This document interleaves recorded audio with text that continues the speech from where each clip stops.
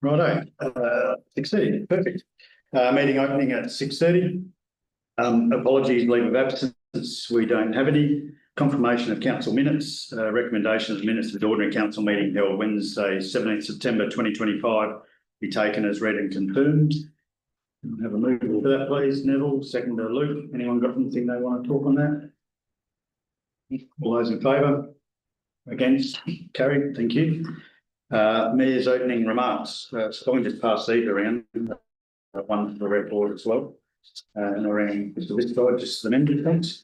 I'm going to take this opportunity for an opening remark to read out my apology in relationship to the Ombudsman's report. I think this is the appropriate time to do it, and then I will declare a conflict of interest and leave the meeting for 11.13. So the constituents and council elected members of Southern Mallee, my sincere apologies for my actions during the CEO recruitment process in 2023. In doing what I felt at the time was in the best interest of the council and the community, I did the opposite in breaching the governing and behavioural standards, and most importantly, the trust placed in me. For the most part, I used my pragmatic approach to simplify things down to actions that can deliver results, when in this instance I should have taken the advice of others, including Councillor Michelle. I regret I did not do this at the time, and I thank them for their advice. I would also like to apologise to Mr Lachlan Miller, the successful candidate of this recruitment process. Whilst I was completely transparent with him at our first meeting, it was not his burden to carry. Likewise, my apologies to Mr Jason Beaton, our current CEO. Although his recruitment process was normal and robust, he is now having to deal with the fallout of my actions, which again is not his burden to carry. Finally, I thank the Ombudsman for their professional approach. I unreservedly accept their findings. I'm committed to further training and continuously improving myself, which I believe I've demonstrated in the time since. Sincerely, Ron Valentine. So, that please. I'll probably just add to that, I'll be available for any constituent who wants to talk personally. Happy to discuss it in person or on the phone, and leave it at that. That'll go to the media as well.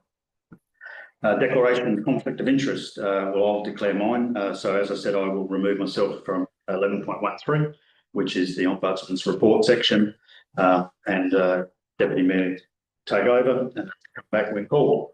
Does anyone else want to declare a conflict of interest? No. Petitions, we don't have any. Deputations, we don't have any. Presentations, we do. You picked a good night. I hand over to you guys.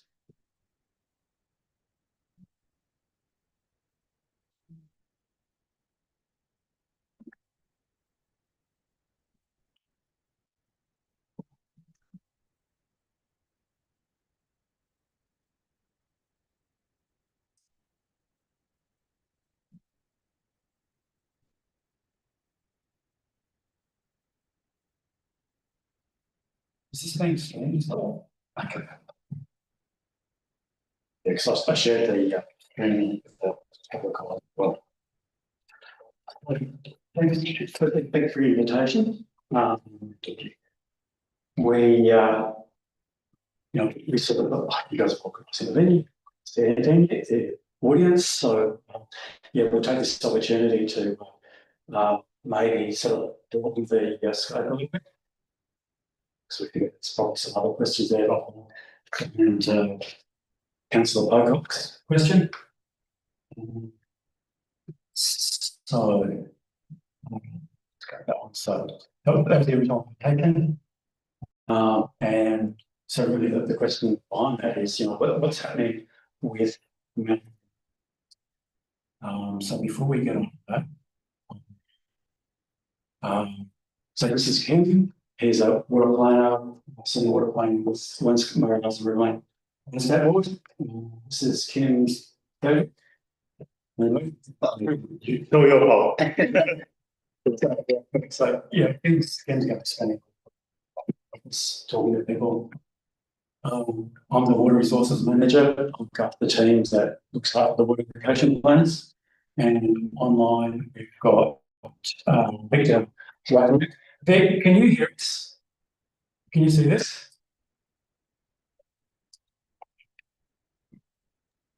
I can hear you. It is a bit broken up.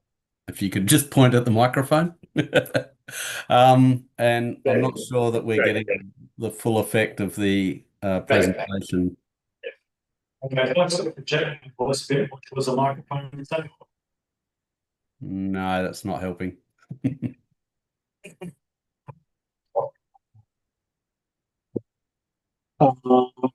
can hear you pretty clearly. So you're able to follow along to the presentation and you'll see the bit where you jump in. It's not in. Yeah. Okay. You can put that microphone right there. Right up. Yeah, you can put that there. On. Is that any better, Vic? That is better, yeah. Okay, right.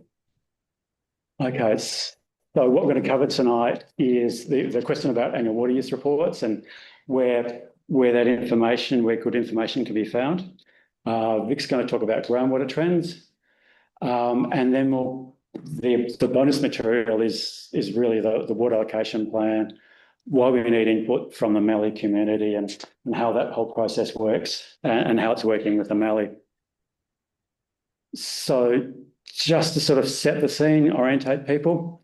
So the pale yellow area is the formerly called the Mallee prescribed wells area. So that's the Mallee water allocation plan controls, sets the rules and the allocation limits in that area. You can see that Southern Mallee Council area is almost all Mallee prescribed wells area. There's a little bit of Tintinarra Canalpin poking into the corner down there. That heavy black line is the border between Murraylands and Riverland Landscape Board to the north and Cousins to the south, Limestone Coast. So is that following the council line or is that following roads? It's actually following the council line. Prior to 2019, the boundaries generally followed water planning or catchment boundaries. But council said it was just too hard to collect the landscape levy with that system. So the minister changed the boundaries.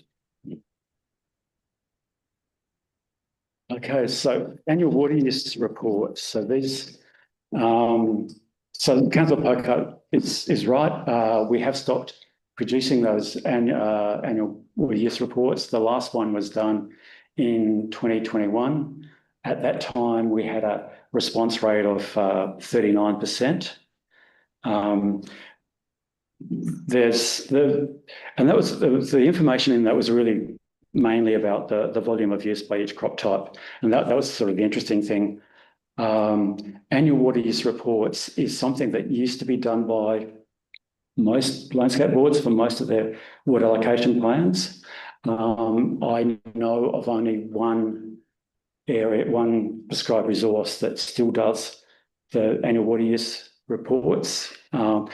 And that's done by a sort of a grower committee that's been going for 40 years, and they manage that report. But the boards themselves have stopped doing that. And I think the reason is, like, as a general rule for collecting data, when you're sort of collecting data for anything, you try to avoid spending time and money and sort of, more importantly, other people's time collecting data unless you've got unless you're really clear about how it's going to be used. And I think that's really why the annual water use reports dropped off, because originally, probably 10, 15 years ago, we thought, yep, let's collect all this data. It's going to be really useful. And as we collected that data, it didn't feed into anything specific.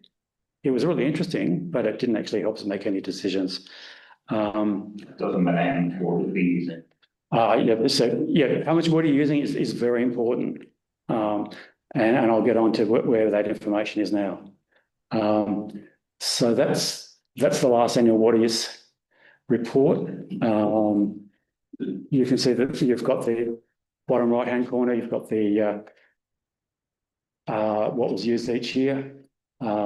What this report also does was how much was used by the various crop types, and how many. people that grew potatoes were much better at returning their forms than anybody else. So now we have had for quite a while the Department for Environment, Water, Groundwater Status Overview. It's gone by a couple of different names over the years. Sometimes they've called them back sheet, or they've gone by other names as well. Anyway, so that's the same format statewide. It has all the metered use. So before that use, actually, I'm not sure if they got that data from licensing or if it was just from what was reported. Probably, yeah. It also has the groundwater levels in it and rainfall. So that's the link to the 22-23 fact sheet. The one issue with the fact sheets is that there's about an 18-month lag between the end of the water use year and when they get published on the Department of Environment Water website. That's an issue that's been raised by Department of Environment Water from a number of areas. They are working on a program to improve the way that they make water-related information accessible. And I think if forward that, so that's the fact sheet as it stands at the moment. We've got some copies to hand around. So that's got the aquifer levels. It shows you where all the monitoring bores are too. In Peak Roby, Mallee, the green area, and orange Peak Roby, Sherlock. It's got the license take for the whole region, and it's got the rainfall at one particular station. But I thought you might also like to see that's the water use for 2024-25. So that's the fresh information. Kim was able to talk somebody in licensing and got us that data. The thing that's really of note there, you see those circles there, they're all the different zones within the Mallee prescribed oils area.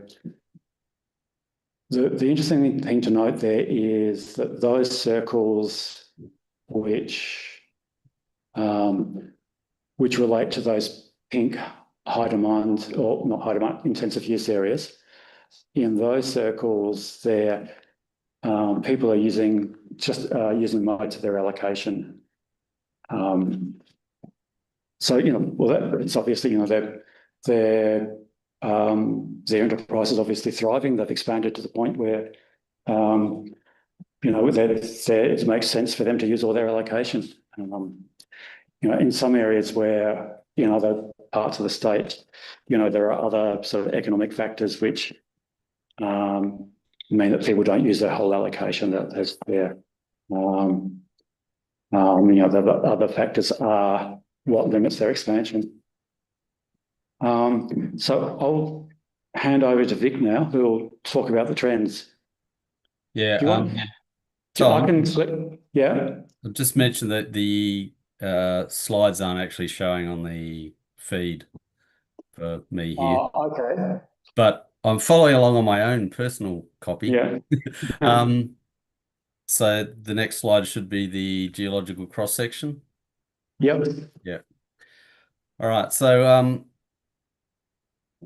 what we're talking about, just so that we're all on the same page and there's no confusion, is that we're specifically talking about the Murray Group limestone aquifer and the water that's contained in that. Oh, what happened there? That was weird. Now this resource is confined by the Bukpinong beds in the east, and is unconfined by the Bukpinong beds, or is unconfined in the west. So there's a transition across. Thank you. That's better. There's a transition across the region. Now, most of the irrigation is happening over in the east of the area, where the aquifer is confined, and in that area, there is no recharge from rainfall to that system. So most of the, or all of the water that is recharging that system is flowing across the border from Victoria. And I think next slide, please.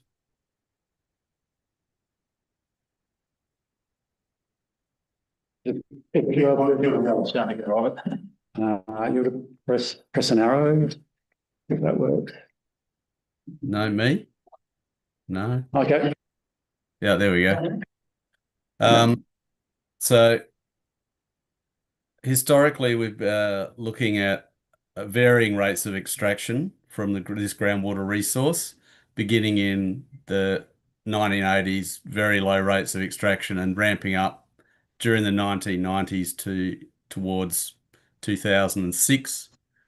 And we're sort of around the same level of about 35,000 megalitres a year of extraction since then, varying up and down a little bit. Next slide, please.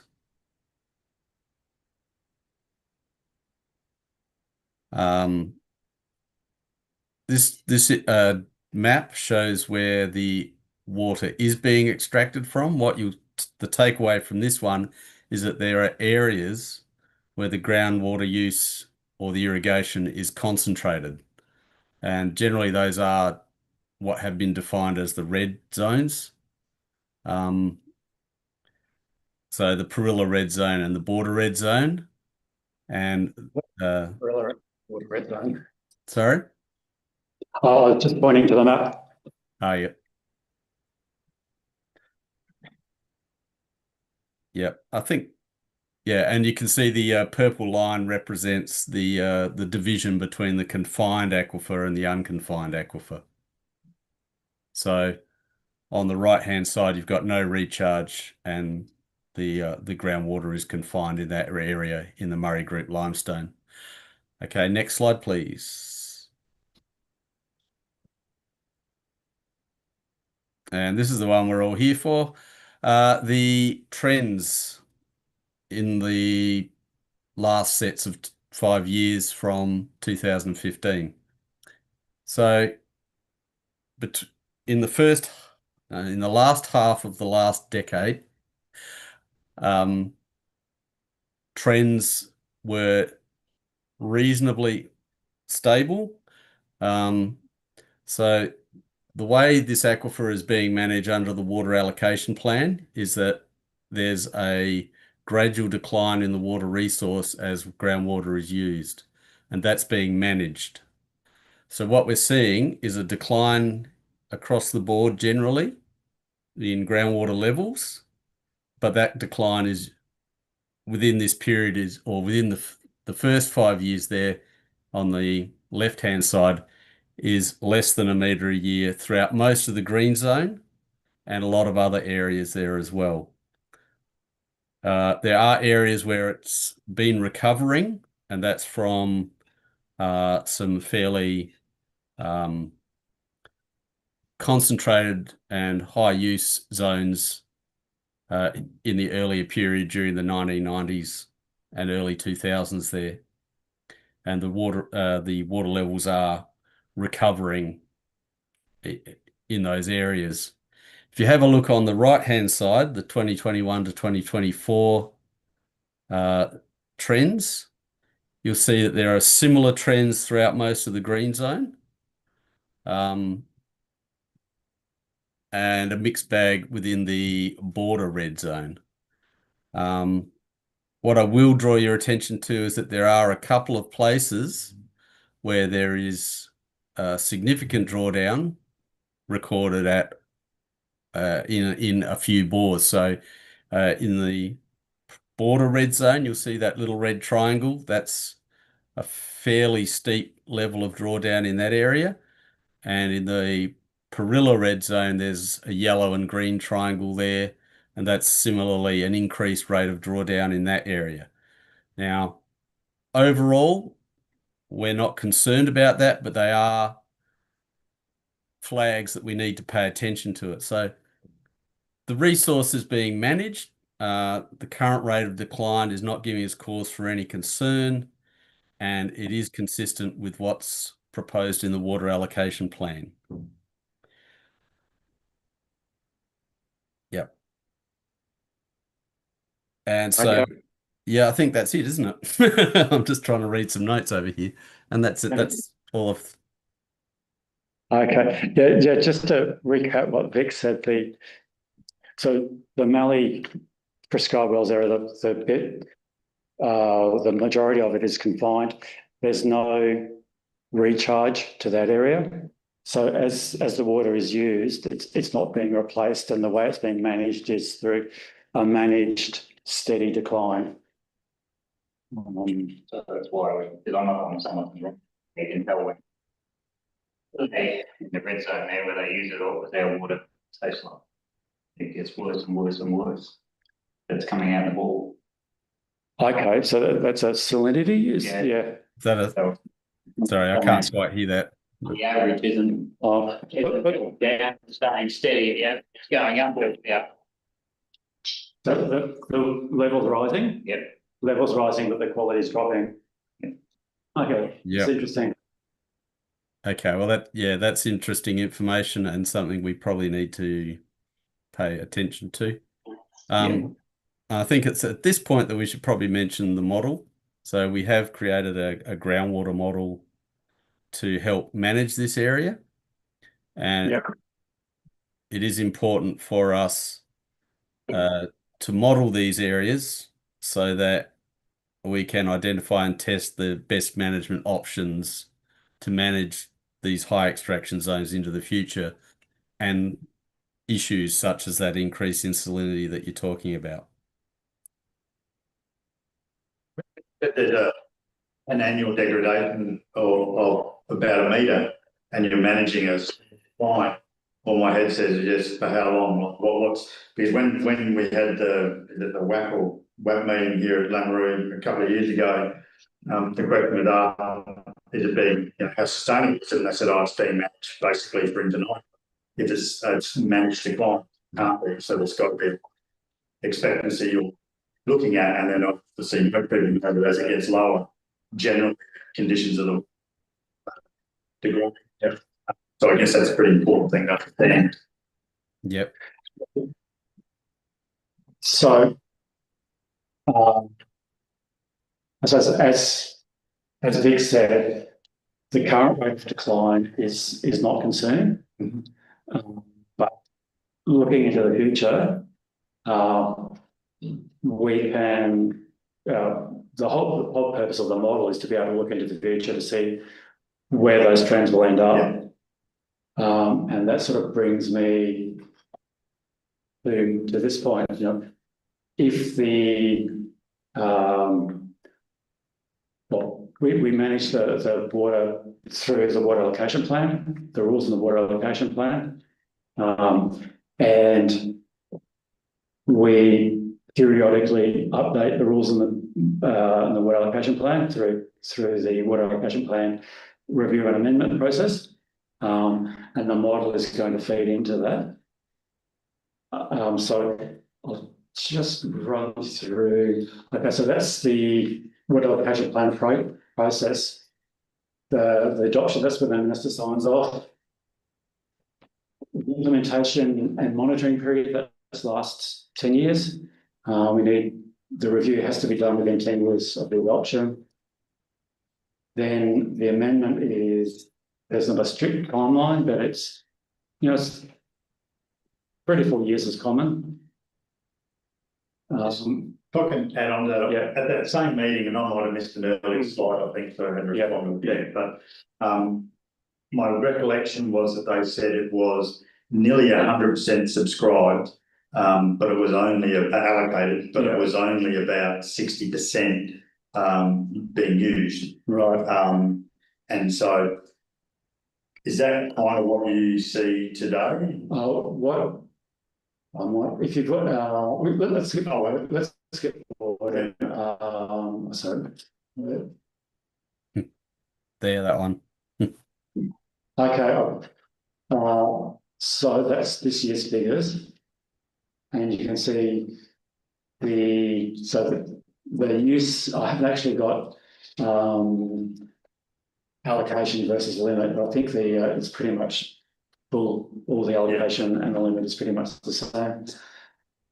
So what you can see there is for those red zones, use really is up very high to allocation. That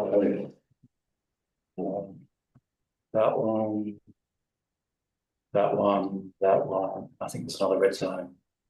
Yeah, so the Perilla red is the 10A Perilla red's a bit lower, but yeah, and that's for last year. Also, there might have been, it was a bit of a dry year, so it might be a bit higher last year. I've unfortunately, I haven't got the figures here for the last couple of years. Because while I've got good access on the Murray, there's a number of allocations that aren't being fully utilised throughout our law until they get restrictions on the Murray and then they have implementations back here. Yeah, right. Okay, so River Murray can decide how much is used. Yeah, if that certifications up there, the properties up there, that's it. If they're restricted up there, this rests up. so they actually move where they do their Yes. yeah. They had a 50% cut River Murray the other year, and that's why they used a lot here. And then this last year, River Murray's got the full allocation, and that's why they've gone back up that way. Okay, so those fees possibly drop down again. And that's why they've dropped, is because the guy's gone back to the River Murray water. And the fact that they're needing umbrella projects that they're moving to the outer edges of our basin. Applications, turning country, which was now irrigation country, now into irrigation country.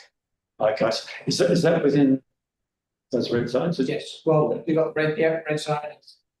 Yeah, I didn't think so. Yes, a lot of that, the Dinga up in that red zone, I mean, they're developing salt resistant potatoes. And you got one, there's a couple of studies you're looking at, there's 1,000 more hectares each. It's just a lot. I guess in my thought train is going is that reason why but you know got enough 30% allocation of people use that people who take out without doing that they've got the allocation. If they did that, what would that become still within the window of okay? That's where the model comes in. $66 million. No, that's where the model's only just been finished. Yeah. We're going to be running scenarios on the model. Yeah. And that will tell us, how things will look 10, 20, 30 years into the future. And then there's a decision, it needs to be made. Okay, so at this level of take, this is what it looks like in 10, 20, 30 years into the future. At a different level of take, that's what it looks like. At a third level of take, that's what it looks like. And that's the science can tell us that. Yeah. But what people want, which one is fair? Which one is fair? Because if you put any sort of really strict rules to say, look, absolutely no decline or very little decline, and that means that there's less water to go around, is that a good thing? Or if you have, like they're doing in California, where it's, everyone goes for it, and you have run out of water. Dead resource. Yeah, dead resource. That's probably not a good thing too. So, but working out where it is in the middle, science can't tell us what the fair thing is, and that's where we need the community input to to guide what everybody wants, because it's everybody's resource. It's a shared resource, it really is. It's the community, it's the people who have an interest in that resource coming together and say, these are the rules we want to manage by. So is there a level that in this model's coming in, there's a certain level, and they say, right, that's it. It's like a bottom will be at 50%, 20%. There's not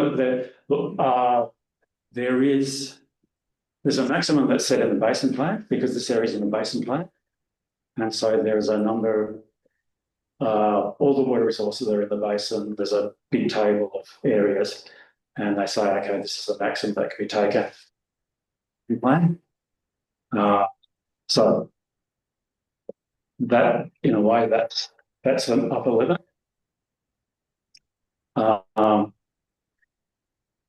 But within that, it really is it's a value judgment as to what people want to see in the future. So if people say, well, let's be really, and things that there's more than likely going to be differing views about, where we go in the future. What's the reasonable level? Would it be fair in that scenario to say that what I'm hearing there is the water buybacks that have been done through the basin plan for the river? Yep. Then obviously if that gets restricted on the river, then they come back to this allocation over here, because they've already got it, and there's been no water buyback discussion about groundwater. So it'd be likely that they'd get paid out to reduce their use over there and grow the product over here. Is that a fair reading of that? I'm not, again, there's going to be different views, I understand that, but it's trying, I guess, strategically, long-term view, it's trying to understand what effect that could have. Okay, so if we go,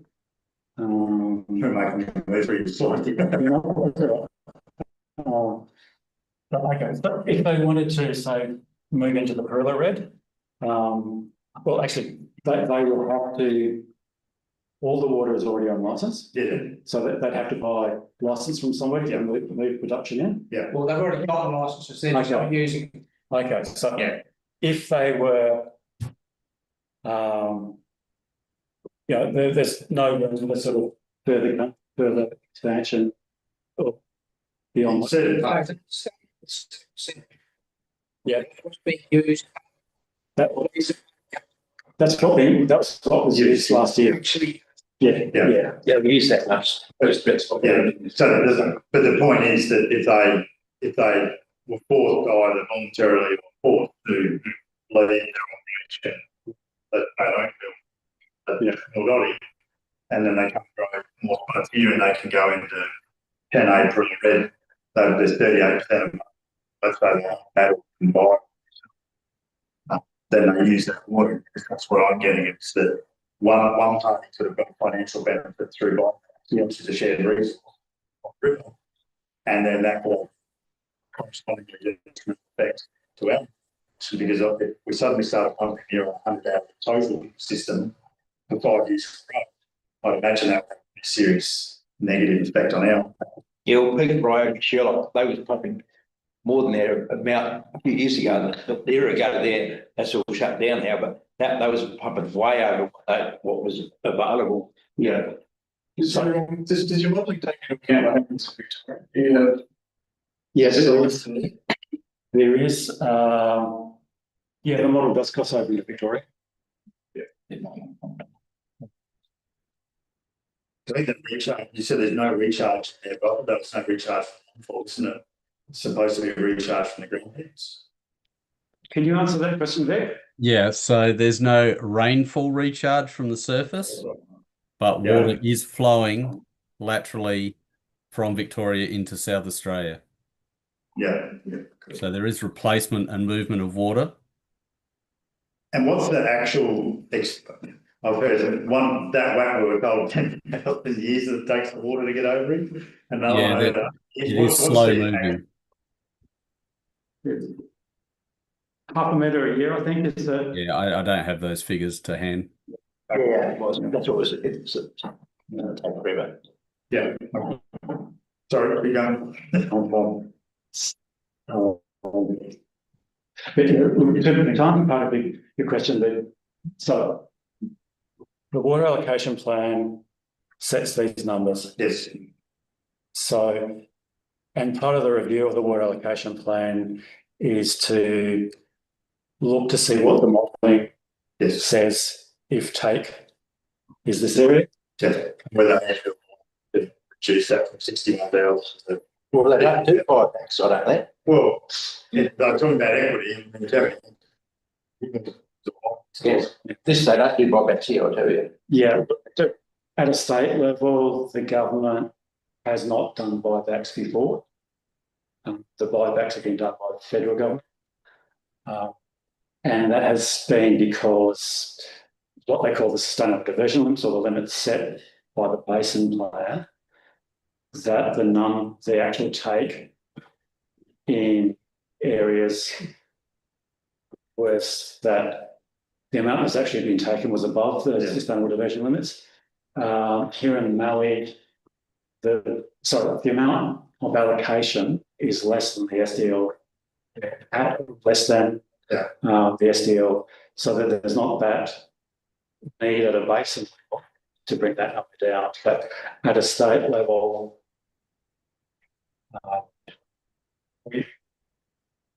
when we look at the modelling and we have a reference group, talk to the community, talk to the people who are using the water, and if they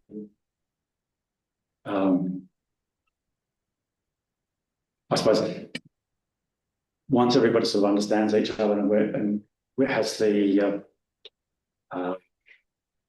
comes to an agreement about how the resource should be managed in the future, then it is within the legislative power of the water allocation plan to change those limits. So we're sort of, with that, I don't know, we call it ticking time or not, but depending on what happens in the limestone coast with the water down there, Yeah, as far as allocations, if they're restricted in any way and the river's restricted in any way, yeah, we're it. right. So 100% of the allocation will be used if any of those areas, if both areas are restricted, This is the only water. this is the only one. Yeah, and I suppose that makes it more important that those numbers in the allocation column are truly sustainable. Mm.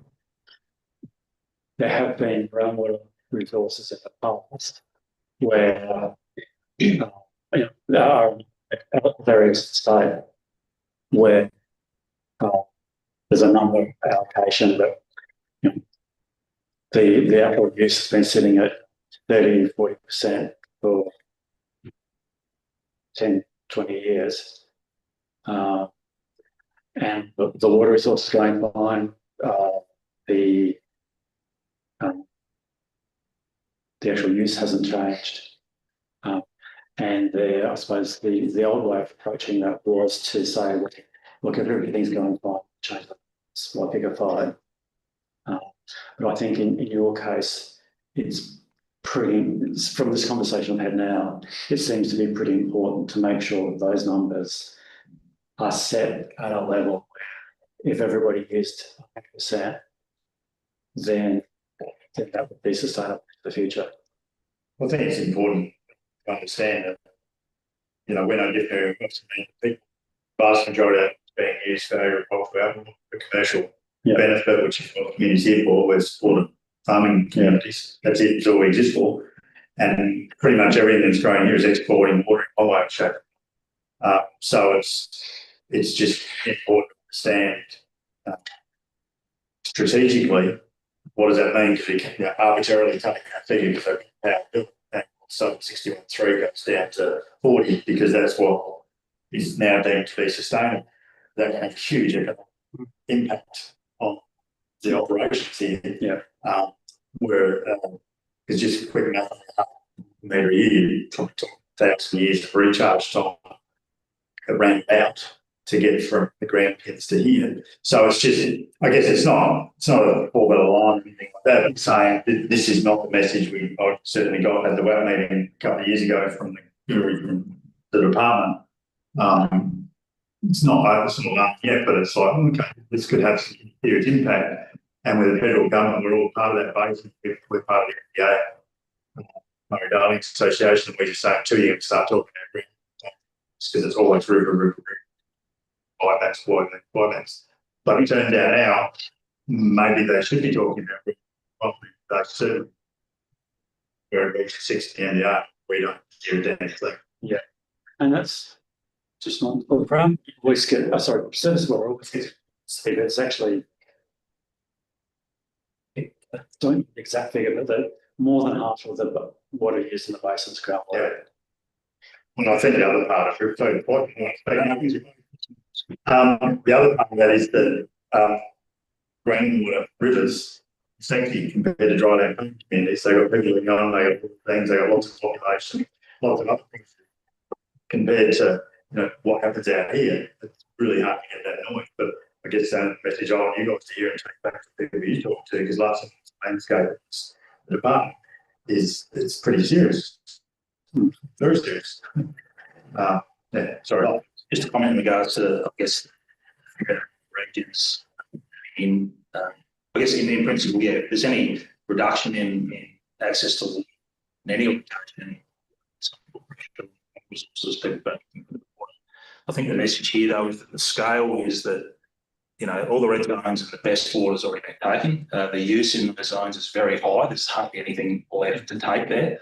The underuse that you've got at regional scale is 30% of the total. You have to look where it is. Yeah. And there's good reasons why it's not being used there.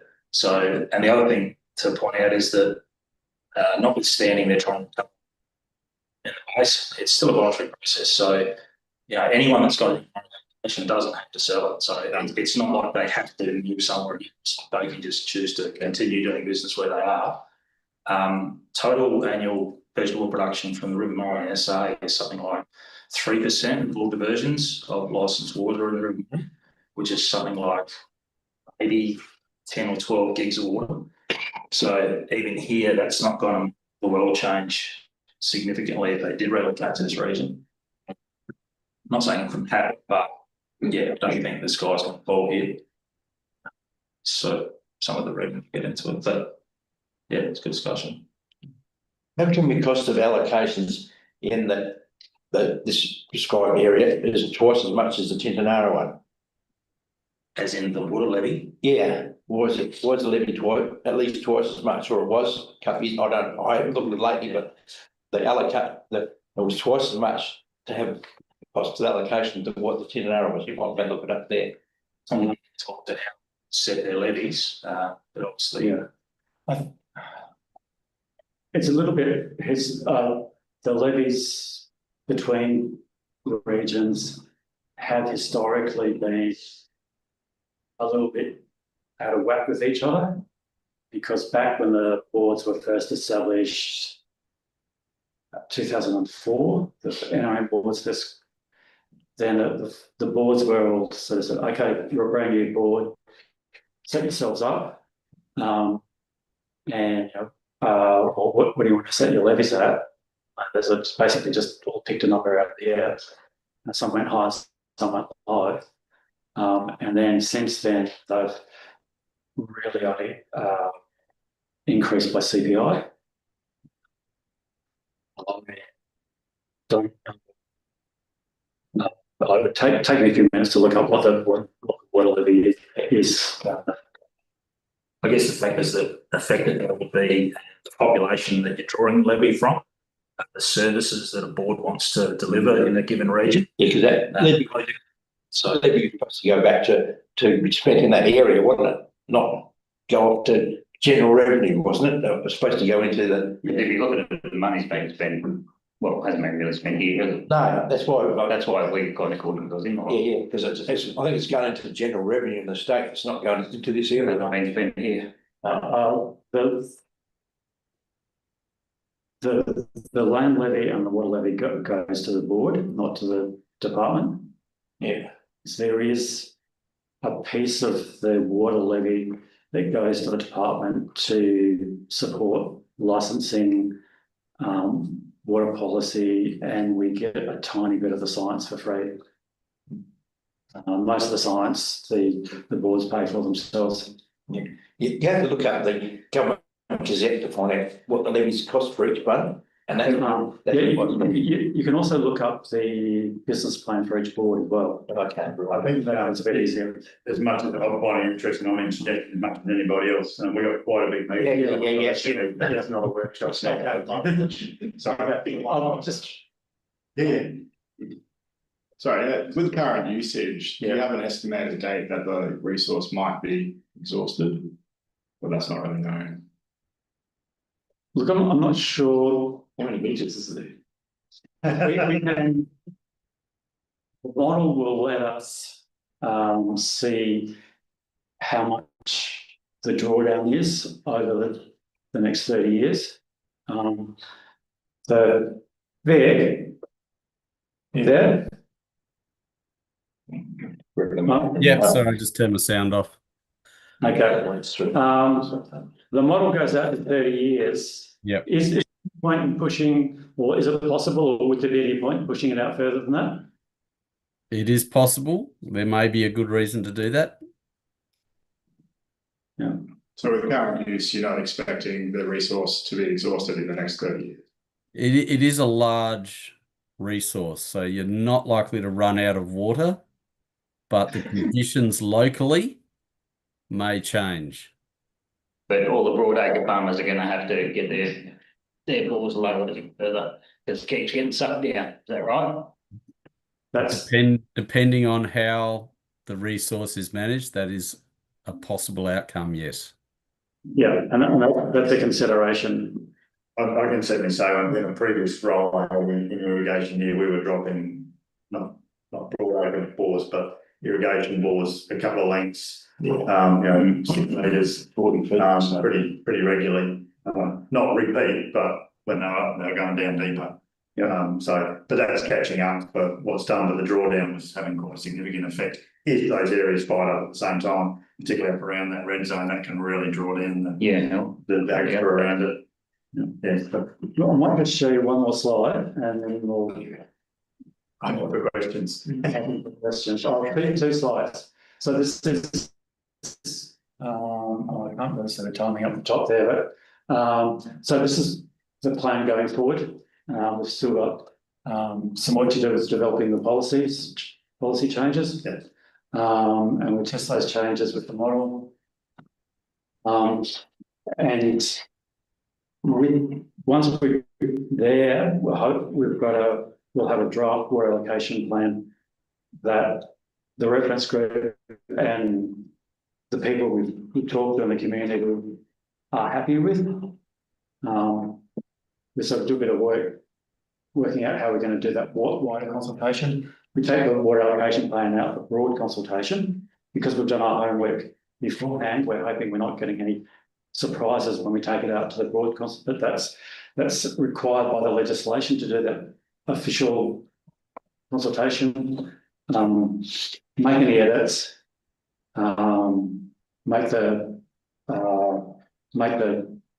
sort of precisely how things are going to be implemented, and there's a whole package of stuff you need to put together before you get the minister signed off, and then there's ministerial sign off. Yeah, this really had the last few months. There's a meeting coming out next month to quite a lot of some of that, I think. Yeah, that meeting is going to be sort of doing some more of that developing policy changes work. Going against my own advice, there's one final question I'd like to ask. Now, do you have any technical testing stations out there that are live telling you what drawdown is and what sort of stuff, so you actually have on the ground intelligence as opposed to what people are telling you? Because I mean, at the end of the day, I think it is a community that will work together, the business community will work together pretty well. But not too many businesses are willing to say, oh, we're going to have business in 5 years for the greater good. That's not that normal. So I'd like to think there's science going in as well. So these are the monitoring wells, all these dots here. Do you know if any of the monitoring wells are actually telemetred, or is it a matter of somebody going out there to download data and actually do measurements? I think the majority of those wells are manually measured. There were some that were telemetered, not very many. And I believe, from what I recall, this is just from memory, that most of those have actually ceased recording for, I don't know why they stopped, but they have, I think. So I think currently, and this is my understanding, I don't take it as gospel, but I think currently there are no telemetered bores in that region. Telemetered basis. Yeah. But do you know how often they go out there and measure them? Quarterly, I believe. And all of that, there's a website called Water Connect, which is notoriously difficult to navigate through, but the data, the latest data for each well is on that site. Because they don't actually take access down every time, they can put it down somebody else as well, and end up spreading crap from one well to the next. It's happened to us twice in Vertical New Boring, Okay. so haven't enjoyed that. So in the beginning slide, you had 39% respondents. Is that the amount of people that put in how much water they used, or was that something else? That was how many people licensees Responded to the survey. Yeah, so these reports were put together by, we would send out surveys to people, and people would send them back with the information, and the information we get put into that report. Yeah, that's what quite usual. Well, Yeah, they, 100% of licensees would have been sent a survey, and we got 4 out of 10 back. 6 out of 10 didn't. But do you know how much 100% of people, how much water they've got on? So that's all the license use. We're not using, but the other questions that we asked about, crop tops and things like that, we weren't getting back. As Tim said, we weren't necessarily using that for policy development, so Yeah. the new equivalent, I guess, of the water use report is now these sort of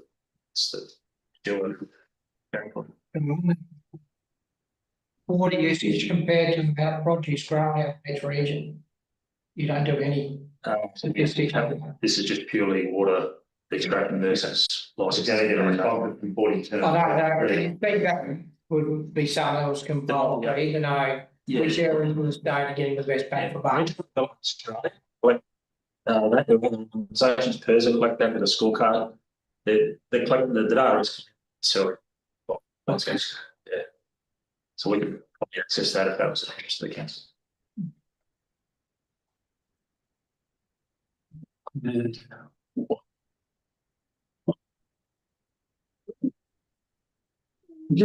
just this thing goes to sleep every now and then. Which way do you want to go? Anyway. Okay. Once. Okay, so this is where we want people's input to make those sort of value judgments, and these are, I suppose, where people can have input. The opportunities we're providing, what we're doing to try and get people to come and have their say. So the reference group is a smaller number of people. We go right into all the details. We'll go and talk to stakeholders. This is, I suppose, technically a stakeholder meeting. And once we'll probably have some community consultation events during the draft development as well. But during the formal consultation, we must have community consultation events by law, but we would do them anyway, even if that wasn't it. So I'm responsible for working closely with that reference group. I've given my details to Shane here, so anyone's interested to. We want the weather meeting up, like I say, the footy at the bowling club. I think it was footy club. 18 months ago, 2 years ago. And that was the forum where we can have this thing where we actually can have more time of presentation when this public go along. And I know enough has been a quick thing. Maybe we can be a lot more regular than that. Yeah, but I think that's the right forum or a workshop in here where public can come, one or two. But we're very constricted in a meeting format, trying to provide time to make it work. To close it out, I think we've got a pretty reasonable draft and a bit scared. Equal measure. Right. No, just thank you very much for your time. Thank you for your feedback. Thank you for the opportunity. Thanks for hearing it. Yeah. Well, I actually just do one's hearing and one's actually the right mate. It's going to be good. Okay. By changing the rules in the water allocation plan, that's how we and the idea is to get to a point where it's not scary. We'll be honest, having. Yeah, be happy for it. Good. That's all.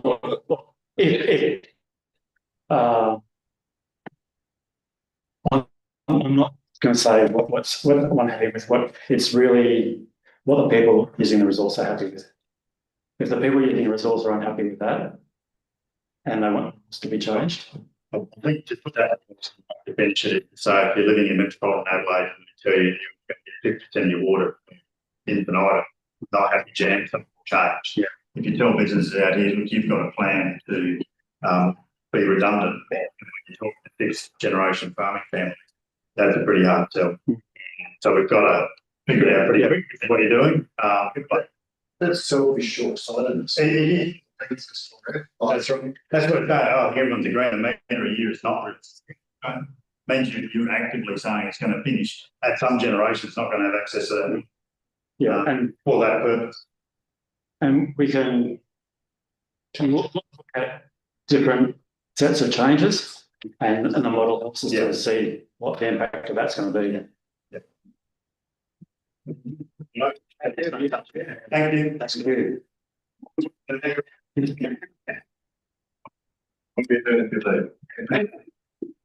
Very good. Vanessa was on for that, or is she on? Yes. Yeah, she insists. Thanks to Vic. Yeah, thank you, Ben. Thank you.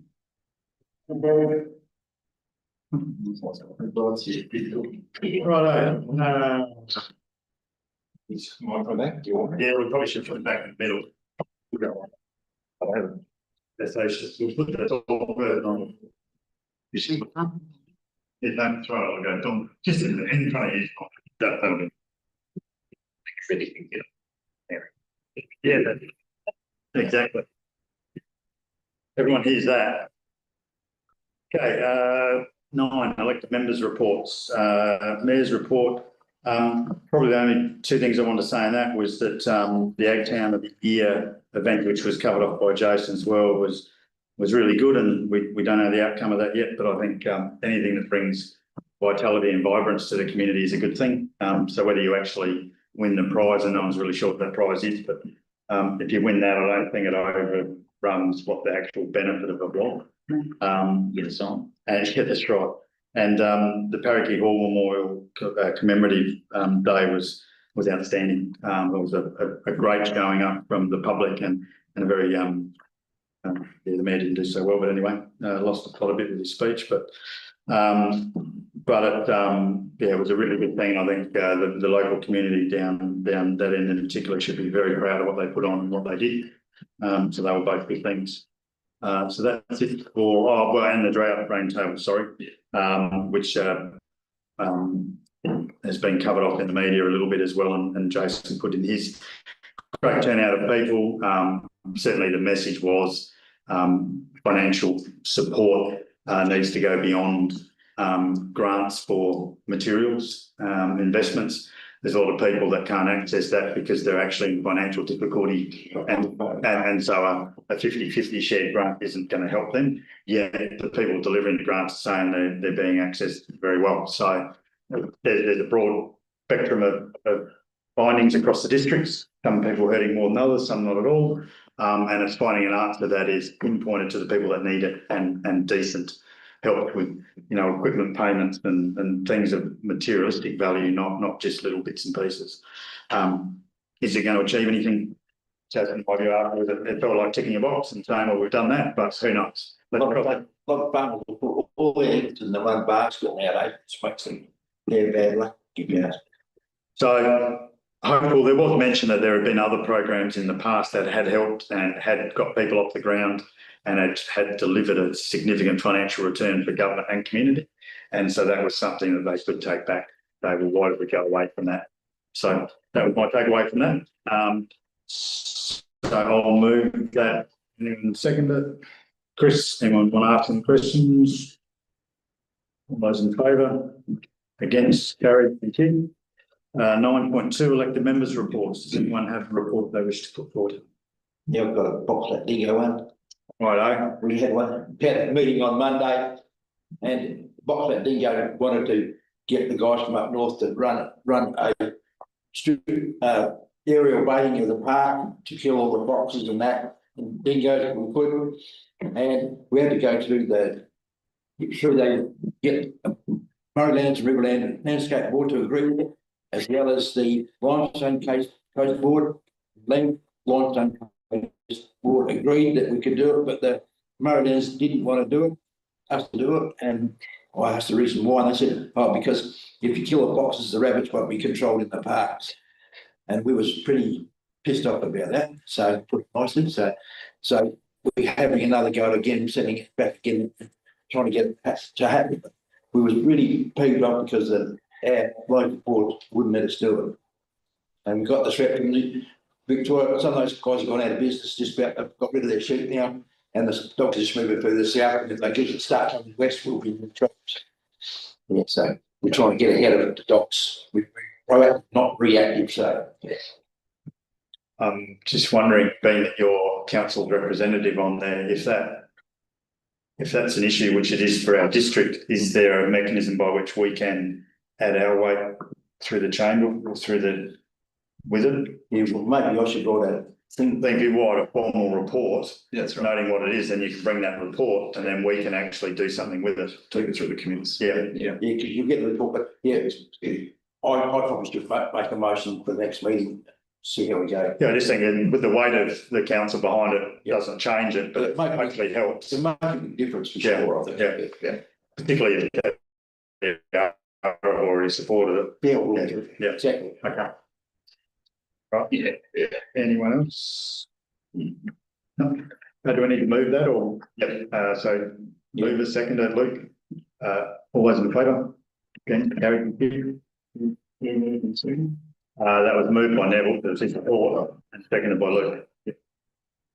And the hands were up. Audit and Risk Committee, so that will be you. That's me. Yes, Well, actually, you weren't there. I wasn't there. Okay. Thank you for noticing. No, that's all right. I thought I'd take the days off. I apologise for that, Mr.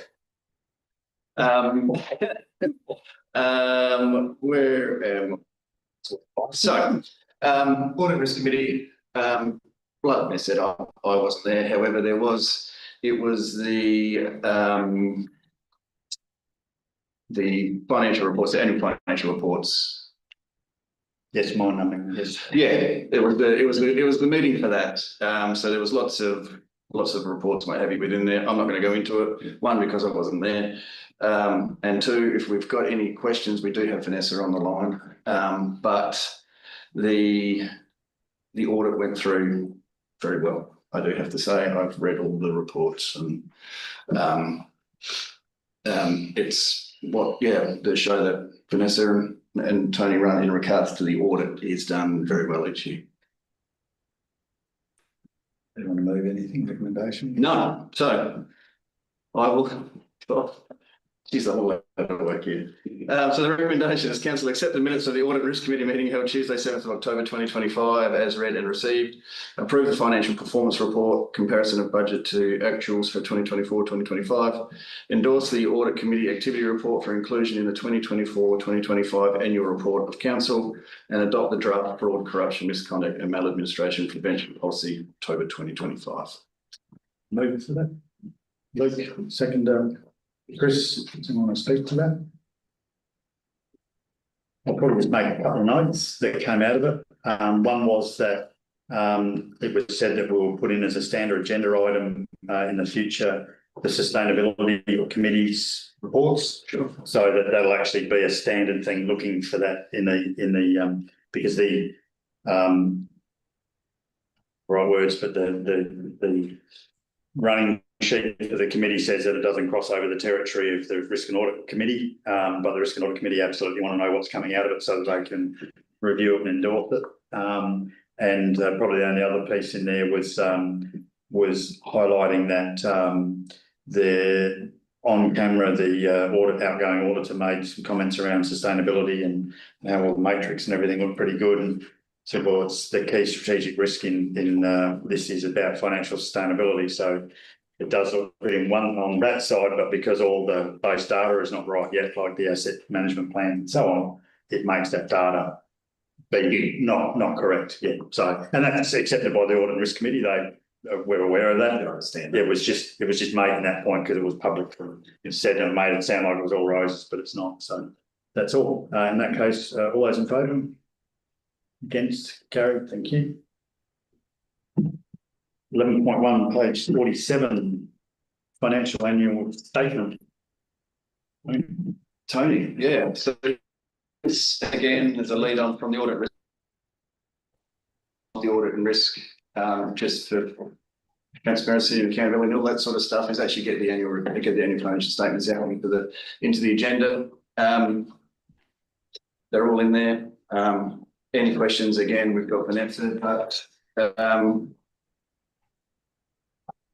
I wonder if, Vanessa, you want to give just a bit of an update about the final position that we had that was skewed, and what it actually means. There was a couple of big changes that we were forced to do that made everything look like massive surplus when that's not actually what changed. That's not actually what happened, if that makes sense. Yeah, so we actually reported a surplus of $1.7 million. But of that $1.7 million, $836,000 is actually the grants commission payment for 25-26 that was paid in advance in June 24-25. And there's also $777,000 for LRCI funding that we've always reported below the line as capital revenue. This year, we had to report it above the line as capital operating revenue. If you can get your head around that, you're doing well, because I was a bit thrown as well. But they're the two main things. Yeah, we were told to do that. That wasn't us just going, oh, this will help. No, we've always reported it below the line, and unfortunately the auditors this year said due to the materiality of it and the compounding effect, we have to report it above the line. So that's the two major differences. Yeah. So we're in a deficit. And no, I think we ended up, it was a slight surplus, I think, wasn't it? Yes, it was. It was a slight surplus. And when you compare it to budget, the other items, $262,000 for the buildings asset management plan and the transport revaluations that wasn't completed last financial year. So that'll come back to you as a carry forward in budget review 1. All right, so I'll just read the recommendation. Well, what I might do, just because Vanessa said that, I'll just add the last piece in, which was that we said at that meeting that when it's reported through council, both this time and in the future, it should be reported as the net figure. So we're not trying to explain to people an explanation so it doesn't get reported in the public like this thing, and you've got to try and explain that, because that's 2 years we've had to do that now. And people just, I mean, the two people that read it don't get their head around it. So it's better if we in future report it as a net. It's got to be real that what they've done is 100% right. But to say this is what it means, this is reality. Just so that when it goes into it'll go into an annual report and it will show this ridiculous number, which is not true. Yeah, in reality, we spent almost everything. Yeah, it comes out at $93,000 operating surplus when you take those two items out. Yeah. Cool. Yeah, sorry. And we can take them as read. Yeah. And Ron and I in our meetings as well have been working a little bit on some better reporting that shows more of what we actually do, what comes in and what goes, instead of relying on the legislated statements there that can get a little bit complicated. Above the line and below the line. There you go. All right, recommendation is that council receive and note the 2024-2025 annual financial statements report. Authorise the Chief Executive Officer and the Mayor to sign the certification of financial statements certificate associated with the financial statements pertaining to the operations of the Southern Valley District Council for the financial year ending 30 June 2025. Pursuant to Section 14 of the Local Government Financial Management Regulations 2011, and that council adopts the audited financial statements for the financial year ending 30 June 2025, and in accordance with legislation, a copy of the financial statements be sent to the Minister for Local Government and the SA Local Government Grants Commission. Mover, Luke, seconder, Trevor. Anyone got anything to put? All those in favour? Against? Thank you. 121, corporate services update. Oh, good day, Tony. Again, Tony here. Tony with our voice. Look, this is what's happening at corporate services. I'll take most of it as read. I had a couple of notes here. We're short on time, but we had the auditors on site. They took up a lot of the time for finance staff. We've had something interesting happening with the LGA workers' compensation scheme that Tony's picked up, that they've made mistakes, so therefore it's our fault, so we need to pay more. So there's a fair bit of negotiation going back and forth there, which is just not ideal. Outstanding rates, we've got that workshop in November. We'll go through that, fine tooth comb, and show you what the processes are and why and what people can do and what do to navigate it.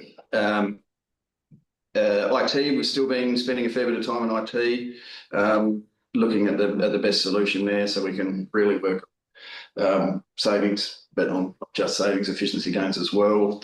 Pogs, you've got all the information there. I was pleased to hear about the workforce planning and the re-enrollment letters. That helps the team and helps Darcy plan for what's the year ahead. It also gives you an opportunity for re-enrollments to sort of look at who's applying and the need. I know we've been turned away from certain daycare centres based on who's working and who's not. So it'll be interesting to see that. So that's nice, just that we've got some management of the centres now, and people really thinking about how we can work better and what's best for the centres. Work health and safety, Denise is still doing a pair of work there,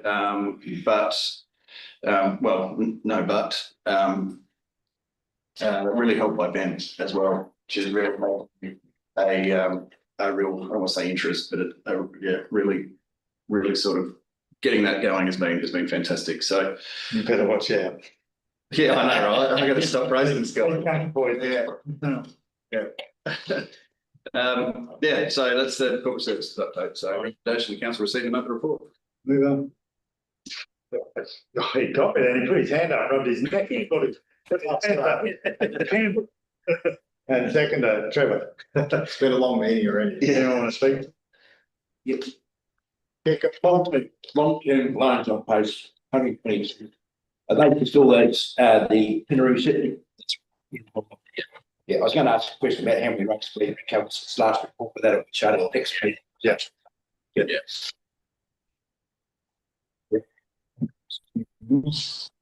All those in favour? Against? Carried. Thank you. 11.3, page 128.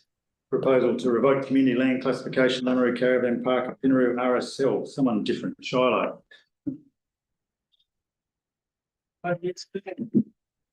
This report thanks council also to ratify the revocation of community land classification for 2 parcels of land as previously identified at our June 24 council meeting.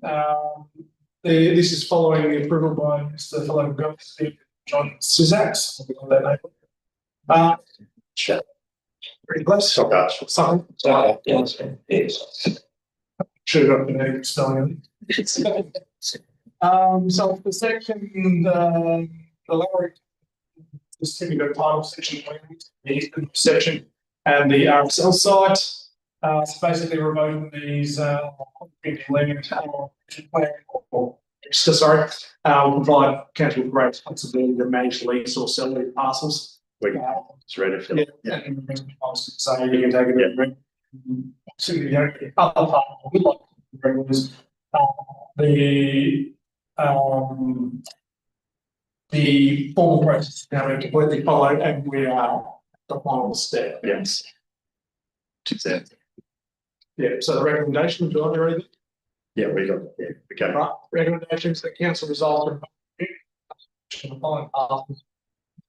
Section 143B of the Government Act, Section 206, used control listed in the certificate of title 547, folio 215, located Carolyn Park and closed road A, road plan 4, comprised in the certificate of 72, folio 36, located at 4. Yeah.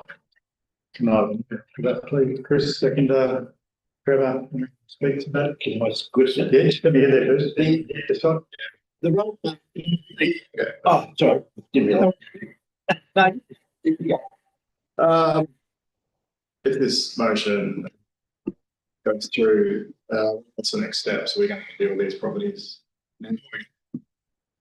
No, we'll deal with them now, but we will, we'll go out for expression of interest on what to do. Do the community consultation and what do we do and accept all offers and not accept, sorry. Expression of interest. Yeah. And then in here, we'll decide. So we don't have to get the community to approve that this is happening. That's already gone out for community consultation. Yes, okay. Yeah. It's a step. We finalise that process. The next process is once it's on the register, what do you want to do with it? Get expression. Which is part of that, just workshop. Next time we've got, Yeah, the question I had was, we're doing the road or the RSL, is it the road? If we own the RSL site, do we, or what? It is the RSL site. It's just how it's sectioned. Oh, yeah, that's what I figured. Yeah, but it's not the road, it's just those. That's how it's. It's just a question with the RSL. What happened inside the RSL? Zoom. Like the work that was done in there? Yeah, we looked, didn't it? What work? There was no. So everything that was done in there is stepping the site back. Just site as it is. So that's for the workshop. This is just about We need to revoking. the things that have been.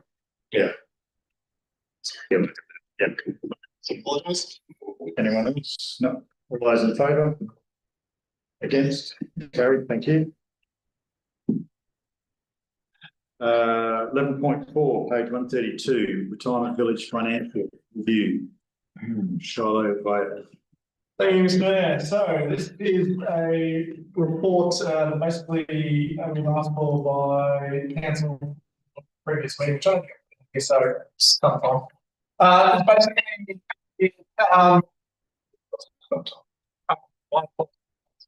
and the report. The across supported by moderate but insufficient income stream. The surplus has been rare.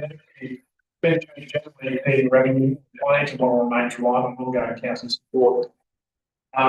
That's obviously the executive summary. What I've done is try to give you the most up-to-date and comprehensive information I can across 15 years.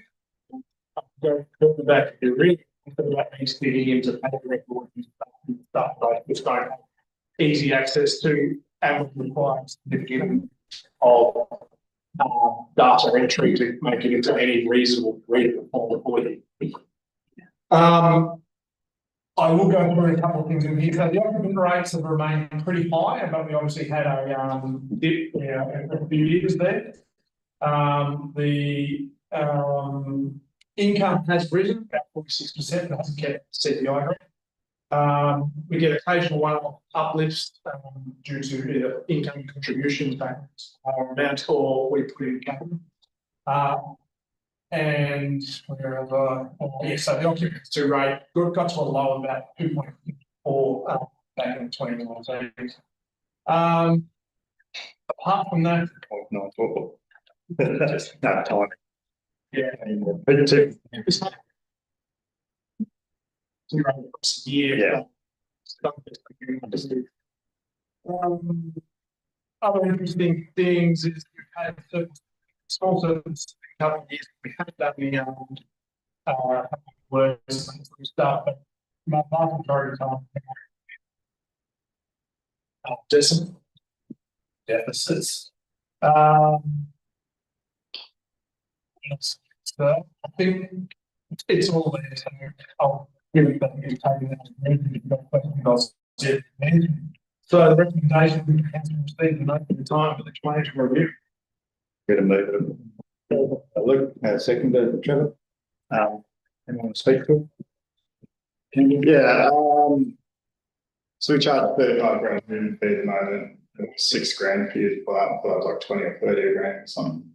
So it's fluctuated. So it's been as high as 35 back in 2010, I believe, and then we couldn't get in when I first got here in 2019. So we dropped it to 15 grand, and then we went down to 10 grand, and then went to 5 grand.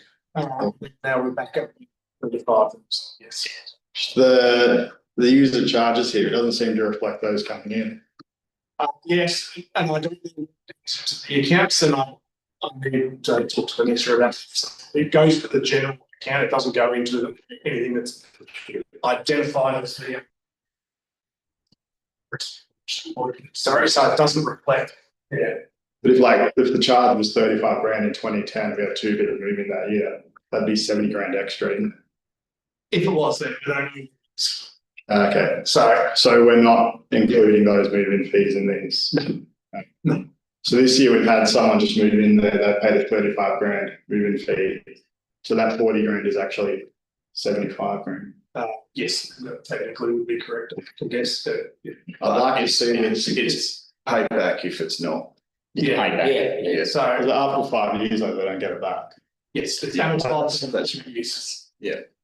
I'd like to see this come back with those numbers in there, because I think they're quite important numbers. Okay. Then you'd want to extend it and say, This isn't the whole story. What I might just say though here is, I think this is a report just to give us some information. There's no decision on this, and I have some questions too, like you've got. So I think we can accept the report and say there will be questions as we go around that we want to have another bit more info yet. And that would be part of it. Absolutely, you should have all the income. It shouldn't be part of it, because you can't have the depreciation and not have the input cost as well. But then that won't be relative until that time is up, because it pro rata decreases each year. So But as a we time, could have a number there on the record of when that's come in, and if any has been refunded, absolutely down. About 100% needs to be. and we'll come around. David? Question about the, I think it was the utility costs, the utility costs. Each town will pay on some utilities, wouldn't they? They pay power, they don't, but there is utilities there that we pay, which is like the outside lighting and all that sort of stuff. And then we pay water costs for. good deal. Because it wouldn't be separate. No, it's not like separate.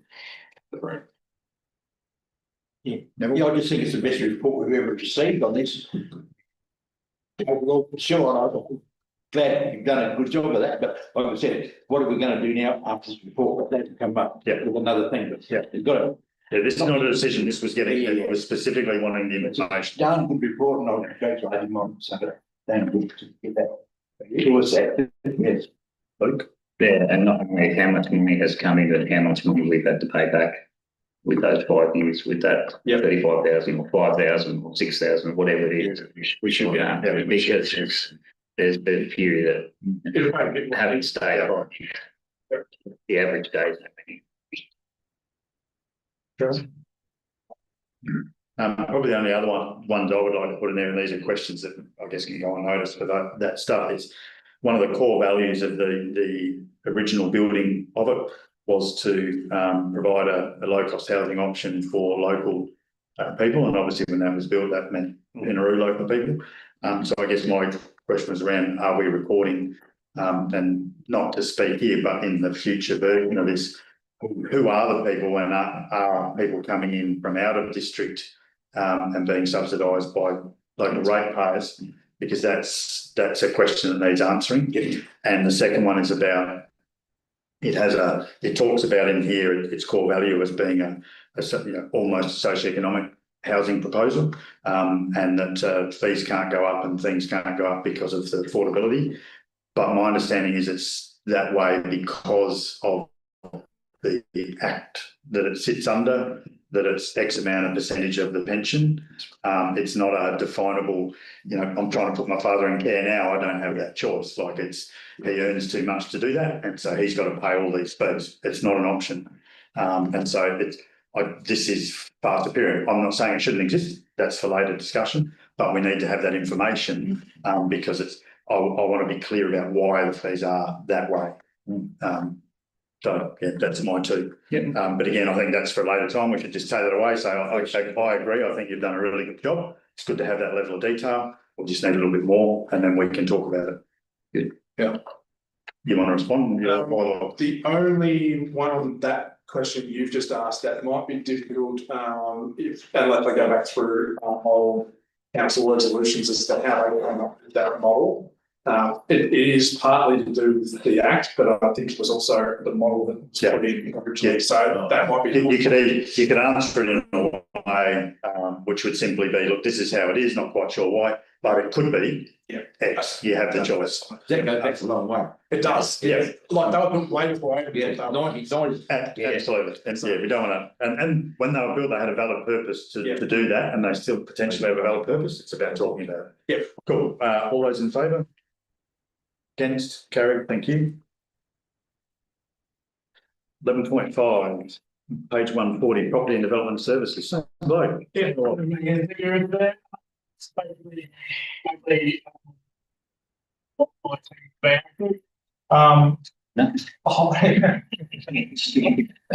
so I'll just go a couple of highlights. Someone moved into time village. We've sent out the creation to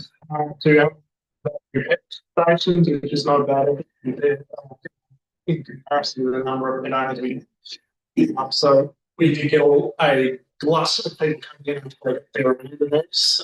So it's some of those people who are paying creation notices to work out how they're going to pay them. So, but yeah, we're working through that. The see on this line, plated, so good about 10 billion. So, but we did have no, that we did have something there because we just didn't have the ball in the end to go. So be aware of that. Apart from that, I'm now through the new hire stuff, which I was asked to love. If that's what you're looking for. Yep. Apart from that, I will ask that the council receive a number 4. Remove for that. Neville, second, there was Trevor's hand was up second.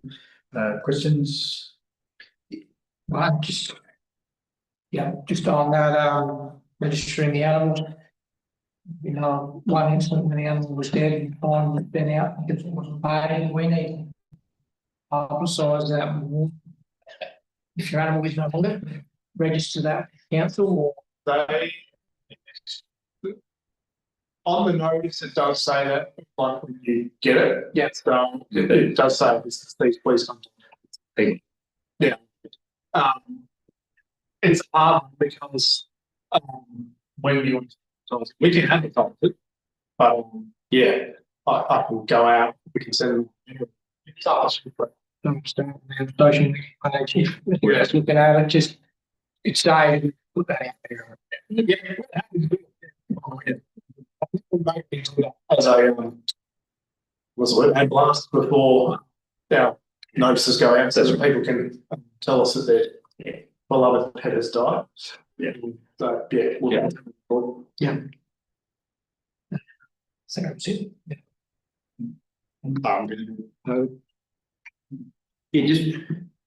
Where's the caravan park being expressing interest being advertised like? We've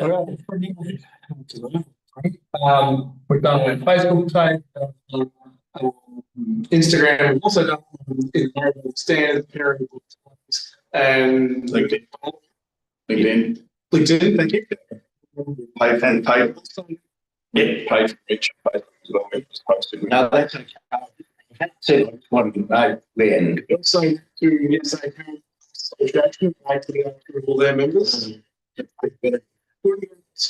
Many places like that. That's good. And we'll also push it out to SA Tourism.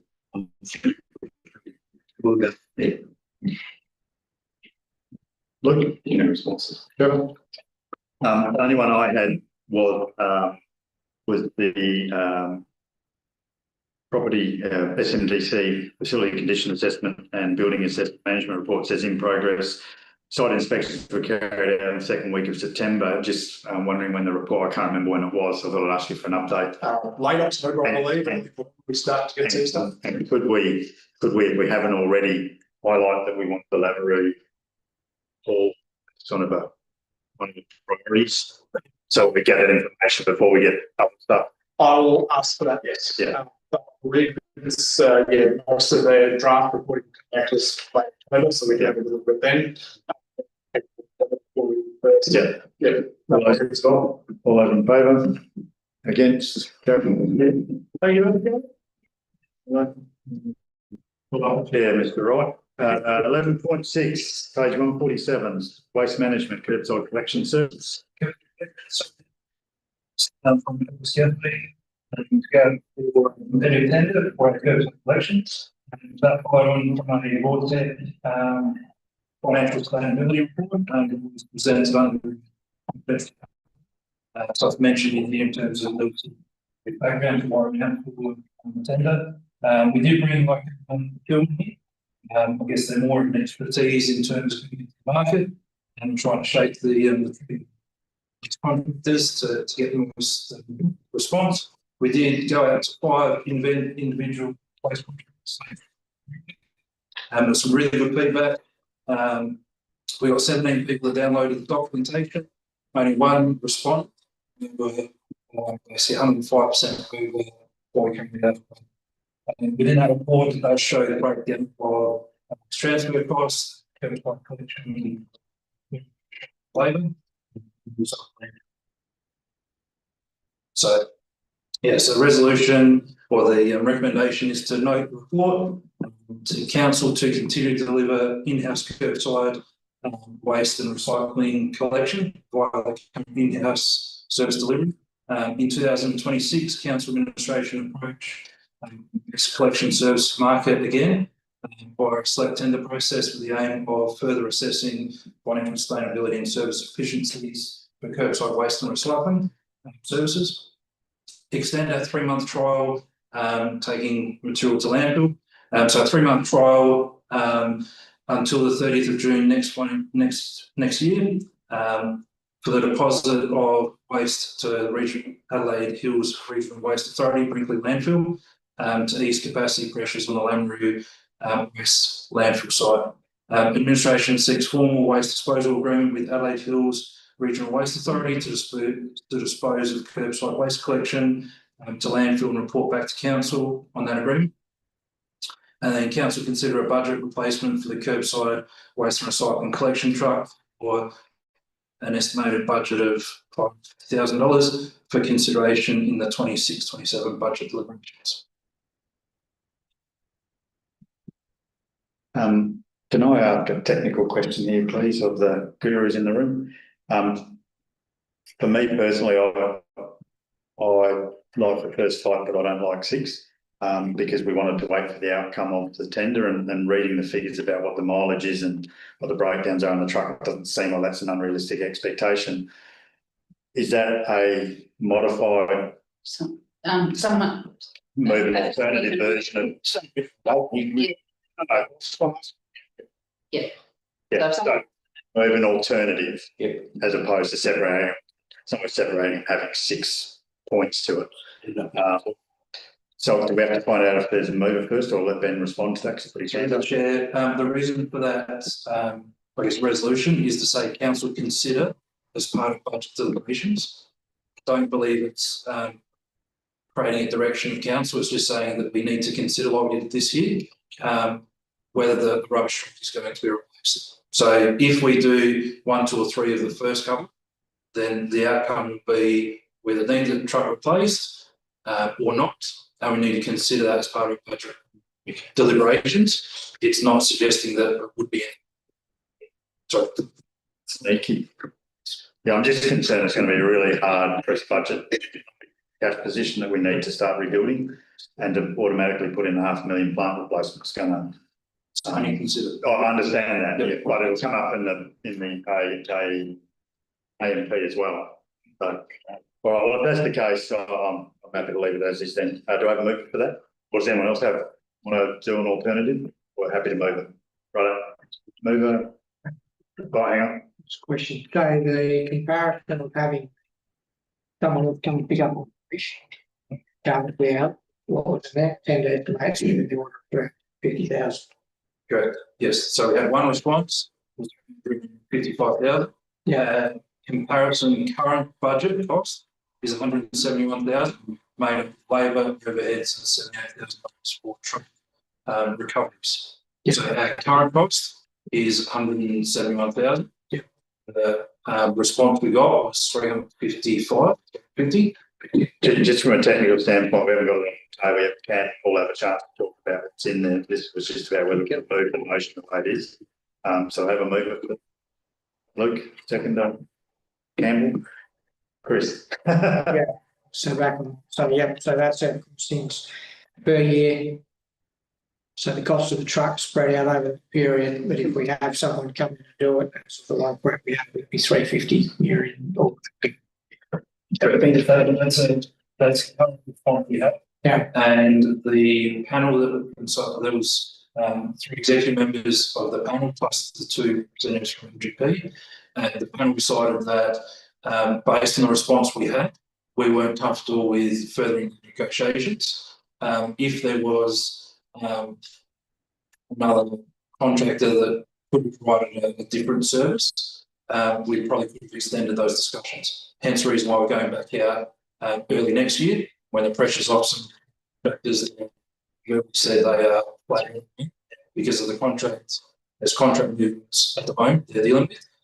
Give them an opportunity to rest, recover, go back out to the market early next year to then come back to council with results to say, is there a financially sustainable option? Yeah. I believe there is, but we didn't receive that this time around because of market demand on the people that are tendering. That's right. Also, that was the feedback. I think I also read in there that you were talking about 5-year timeline we'd put out for tender, and I think I read here that it doesn't. It's not long payback. You're proposing to offer a 5-year contract, limits return on investment for service contractors. So potentially you might need to lengthen that out in the next one to give them time for payback. Yeah. So there was an option to say 5 years to work through the first contract because it is going into a contract scenario. Is 5 years from a contract perspective to pay back the truck because of the distance that is, because of the volume of the contract. It wasn't quite a price of contract at that point. The other 3 points, the other, because we've been out for tender, we can be quite strategic coming in the next 6 months. We're not hindered as much by our procurement policy because we've already adhered to it. So now we can just go, right, what if you go? Love it, let's go. We don't have to go, right, go out for tender again and sit back and so we've got options now, and the feedback was from a few of them, wasn't it? Like just give us 6 to 12 months, we'll be able to come back here. So what do we have on the cell? We've got approval to dig the other cell. Use for a couple of I years. don't believe we've got formal approval yet. So there will be a small project to go and get a design, get that approved by EPA. So, and that's why they're pointing here as a partial risk. However, at the end of that, we need to look at a EPA license to determine if we can extend further in terms of the current verbal negotiations is we probably potentially take some more land from the local or the adjacent land, and they're up to that for those discussions. But there is that risk of we may not be able to get that. And at the end of the day, we talked in the budget deliberations earlier this year to say, is council looking to build another hole, or is it more cost effective for us to leave it in the truck and send it to Brinkley? At the moment, we believe it's cheaper to go to Brinkley at the moment. If we can get a really good contract rate, we can firm that up. The risk with building another hole, you then need to make sure that you manage that. Whereas at the moment, we're using the current cell 4 as a emergency hole. So if Pinaroo, you see we had one issue across the 3-month period where we did drop waste down to Pinaroo, from Pinaroo Township to Lameroo, and that seemed to work quite well. So we can still take the truck out to Brinkley. We haven't had too many faults with the truck because of the distance travel. We believe we can still do 6 to 12 months, potentially 18 months before we may have issues with it. But yeah, so there's an opportunity to say, let's negotiate a really good deal with Brinkley to take the waste there, which saves a hole here. Not saying that we're never going to build another hole, another cell, but it gives us a bit more flexibility for that. And it does reduce the capital budget where we don't put them into a hole at the moment. We can stretch it out a bit. So really, regardless of which way we go, whether you've got a contract contractor in or we're doing it ourselves, the ratepayers are going to be bringing the new truck. Yeah. Well, It's just going to be a private company. It's going to be Well, us. yeah, So it's yeah. one or the other. Yeah, that's right. Through the chair as well, the risk that we put in here as well, you would have seen through social media is Solo Waste having the lithium batteries put in it, and obviously from there, we Solo Waste had an issue down in the same thing. So the risk of losing the truck, a vehicle accident, or fire that destroys the bowl. You've seen here we did look for 3 months replacement insurance, so we can then continue that service. But again, our insurance bill went from 3,500 to 11,000. So we did it this time because we're doing a trial. If that's long term, that's an additional cost, $6,000-7,000 a year, and we need to factor into our cost of doing the service. The contractors had those issues, so they're really absorbed into them, whereas we need to manage that risk. So at the moment, it's an insurance. So.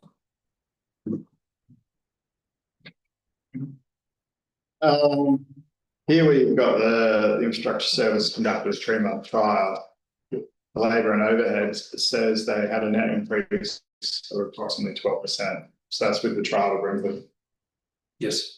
Yeah. So basically what we're saying is the extra time it takes us to go out to Brinkley, we do have savings in terms of not having to use a loader to backfill the waste, which we have to do every day anyway, through EPA licence for managing the landfill. There is obviously a slight increase of cost because we take it out to Brinkley, whereas it's not a complete labour increase because we've got the offset of not the site here. So which one's actually cheaper? Can I come back to in November? So when we did go out to the market, we went out for basically the pick up rubbish using potentially our truck, go out for the contractor to run their own service, drop it off here or drop it off Brinkley. As part of that, we had a proposal which we are currently assessing at the moment in terms of the cost of Brinkley. So we can get that price.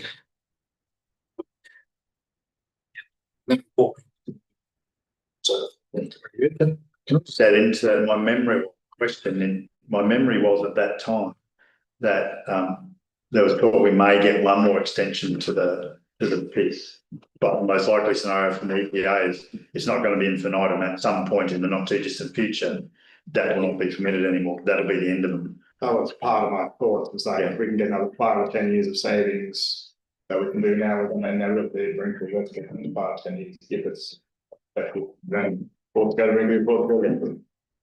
So through the those finalisation of those costs and also a proposal from the tender at the moment is that for consideration potentially that may be in the direction of account time to negotiate that contract and so that's potentially.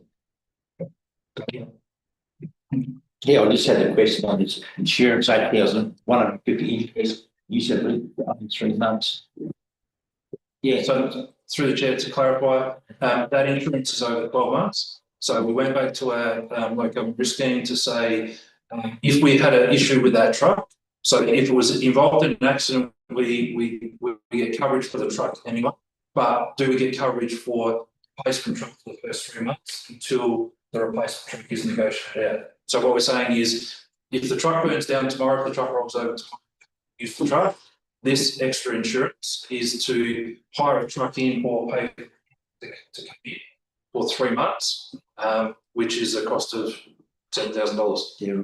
So the truck is insured anyway. It's the getting a replacement truck for the first 3 months until the replacement truck is negotiated in terms of insurance pay. But even if you bought a brand new truck, you still have to do that same thing again, wouldn't we? Because that could happen the same could happen with a brand new truck that gets wiped out. So our insurance on the truck is always going to be hell of a lot higher than whatever it was before, isn't it?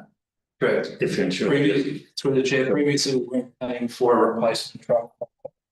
It was we would get a replacement truck in due course, so we get a payout for it. But tomorrow we need to pick rubbish up, we would have to pay out. This basically reduces the ongoing costs for the cost of insurance. second question was, we discussed that last time about the waste transfer, what it costs there. Yes. If it's excessive, what are we going to do about those excessive costs? Well, this is curbside collection. Yeah, I know he's mentioned it in there, but this report is actually curbside collection. yeah. So through the chair, I've incorporated all of our waste costs because for elected members to get the whole picture. Whilst waste transfer stations we can talk about in more detail, this is a cost of that, what we currently pay. Yeah. You'll see Lameroo, for example, you've got the labour overheads and plant costs and contract costs versus the gate staff. So the top line is basically what it costs us to move rubbish around ourselves, our internal plant. Gate cost is what it costs us to open the gate, which is No.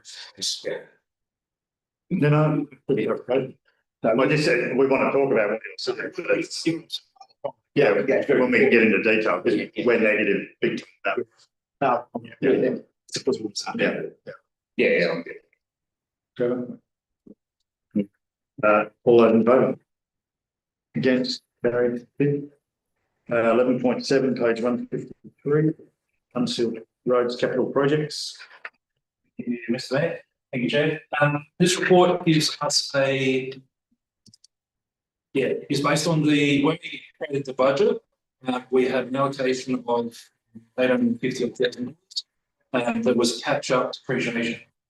So we didn't have any projects to that. We worked in September, where we nominated some roads and some suggestions of roads. This report provides an opportunity for council to nominate those roads. It's per the resolution. So, in terms of the amounts we talked about as part of the workshop, is we wanted to allocate the funding towards freight routes and look at efficiencies of how we deliver.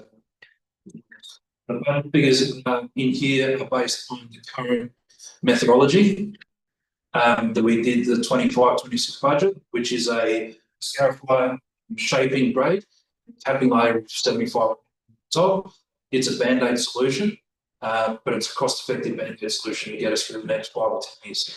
One of the main priorities that we've identified is our local east-west freight route. Beelitz Road, a portion of kilometres, needs some more road putting. We jumped that stretch for scarifier blading because there's not enough of that. So this is to try and keep that east-west freight route connection wide or manageable. So that's the first priority. There's some roads very similar coming out of Pinaroo silos. Silo Road heading into Auckland Road.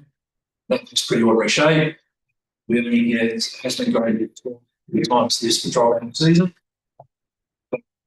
Ordinary. So it's trying to get some more. This is the extension of that Hammond Road, the completeness of that's why there's those ones nominated there. We also talked about saving some money for asset management maintenance system. The road towards management plan and condition assessment review is happening. This money will then drive better efficiency. So that's why we take the report as being read. Council is to receive a note report, the content of this report, allocate the existing 25-26 capital road budget of $846,465 to the following: $100,000 for system enhancement projects, $746,465 for unsealed road machine capital works, namely $400,000 for 100 mil thick resheet of Beelitz Road and Dranium, Parky South Road to Dranium South Road. Total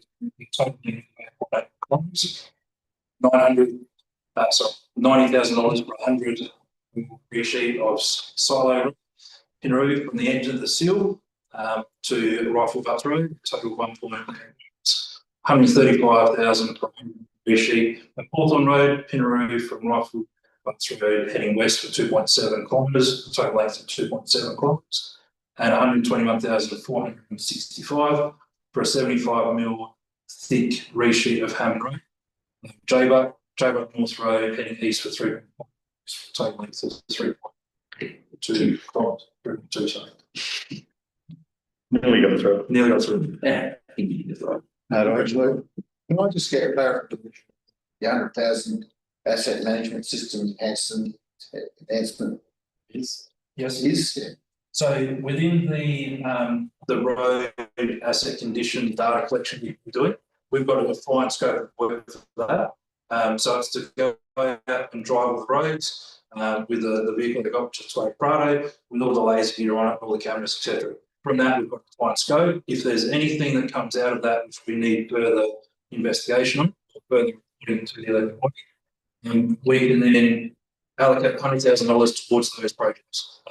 In the workshop, we talk about roads and vegetation, some signage, some pieces that we will have the data collected, but we won't have the data analysed or being put into a usable space that the chamber can then consider.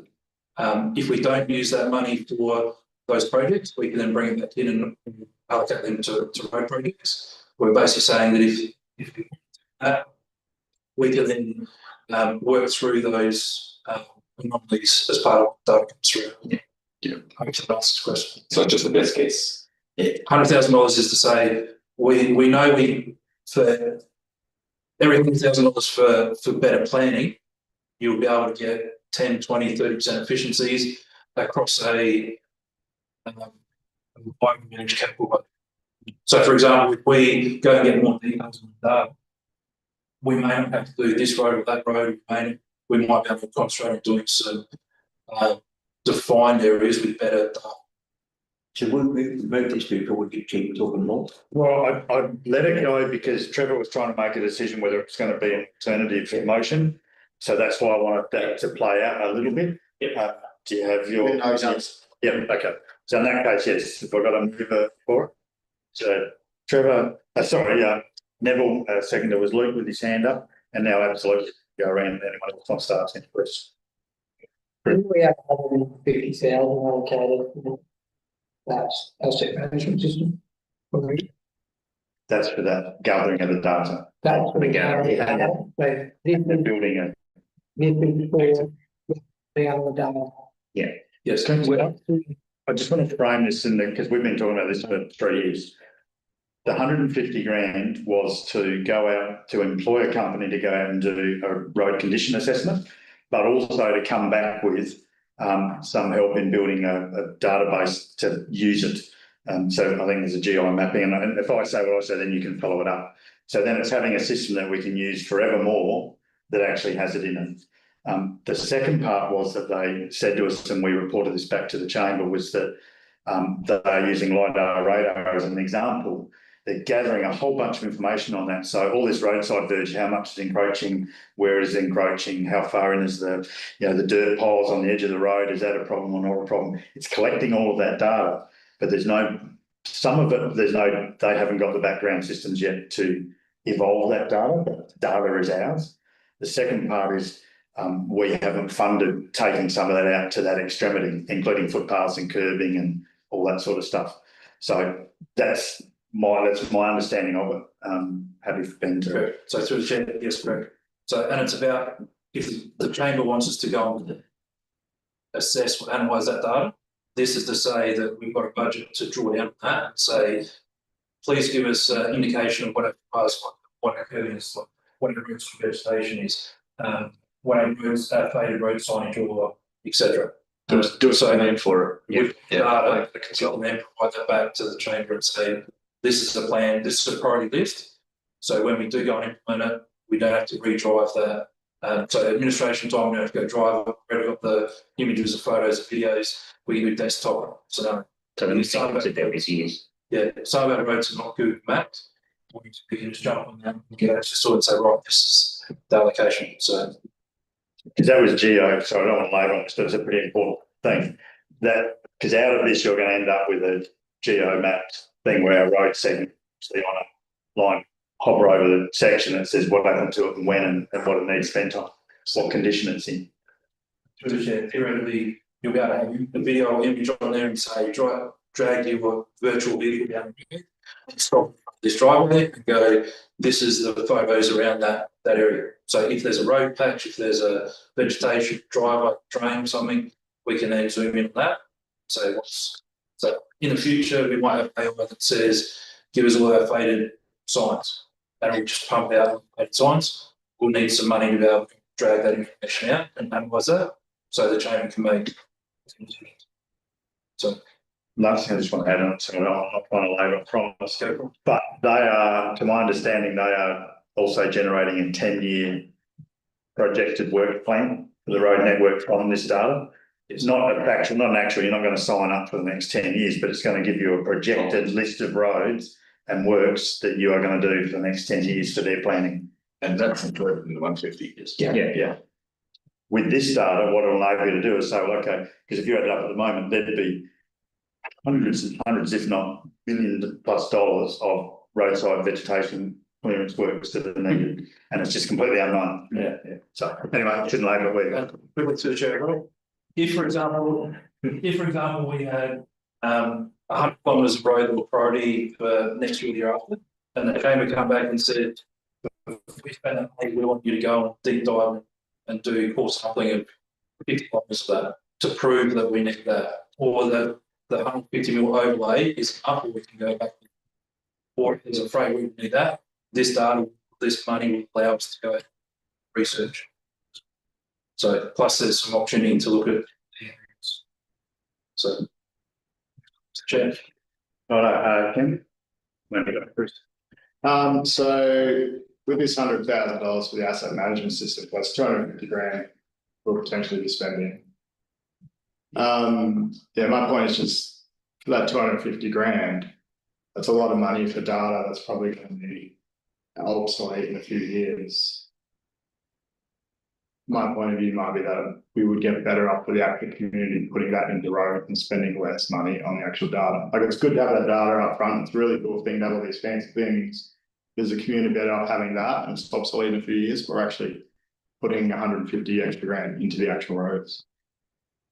Through the chair, my response to that is data is data. This is state of the art data in terms of there's some people that are starting to use it. But I look at it and go, if we're looking at roads in 5 years' time and 10 years' time, and we have fatigue, and there's a number of road projects we've got on the books that have fatigued in those times, we can then go back and say, why is it doing it? How bad is it? How long is it going to last for? So one is to have that data, and also two, when we get the asset management plan, we're talking $50, $100 million worth of road assets. $250,000 to know exactly what your asset is and how you manage that over 10 years, how you grow that.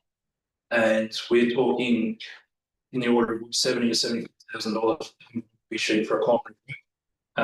If you don't have to resheet that today and you can push that out for 10 years' time or 5 years' time, because the data will show you the trend, then that is money back in straight away. So yes, I understand it's a lot of money. In terms of the asset category that we're dealing with, roads is a lot of money. So best bang for buck, if we can get a system or get software or have data that we can interrogate, desktop efficiency, that to me is money well spent. Can I just build on that as well? The data we're getting, so it'll never be obsolete because we'll be able to actually do it again in 5 years' time, 10 years' time, 15 years' time. We'll have exactly what we've done as well. And then we'll be able to track what we do and what's the outcome every 5 years. So whilst it's giving us a point in time, it's actually giving us a better view into the future about our methods and how they work. It's also to get a little bit techie as well. The more data we've got, the more questions and the better questions we're going to be able to get AI to ask. So we've got this. This is what happened in 2025. It's now 2035. What should we do? And it can go back. It'll go back and be able to use that as a reference data set. But this is a metric. We have to do it every 5 years. Anyway. We do. Yeah. But wouldn't the cost be lower because we're not starting where we already have the system? That's exactly right. Yeah.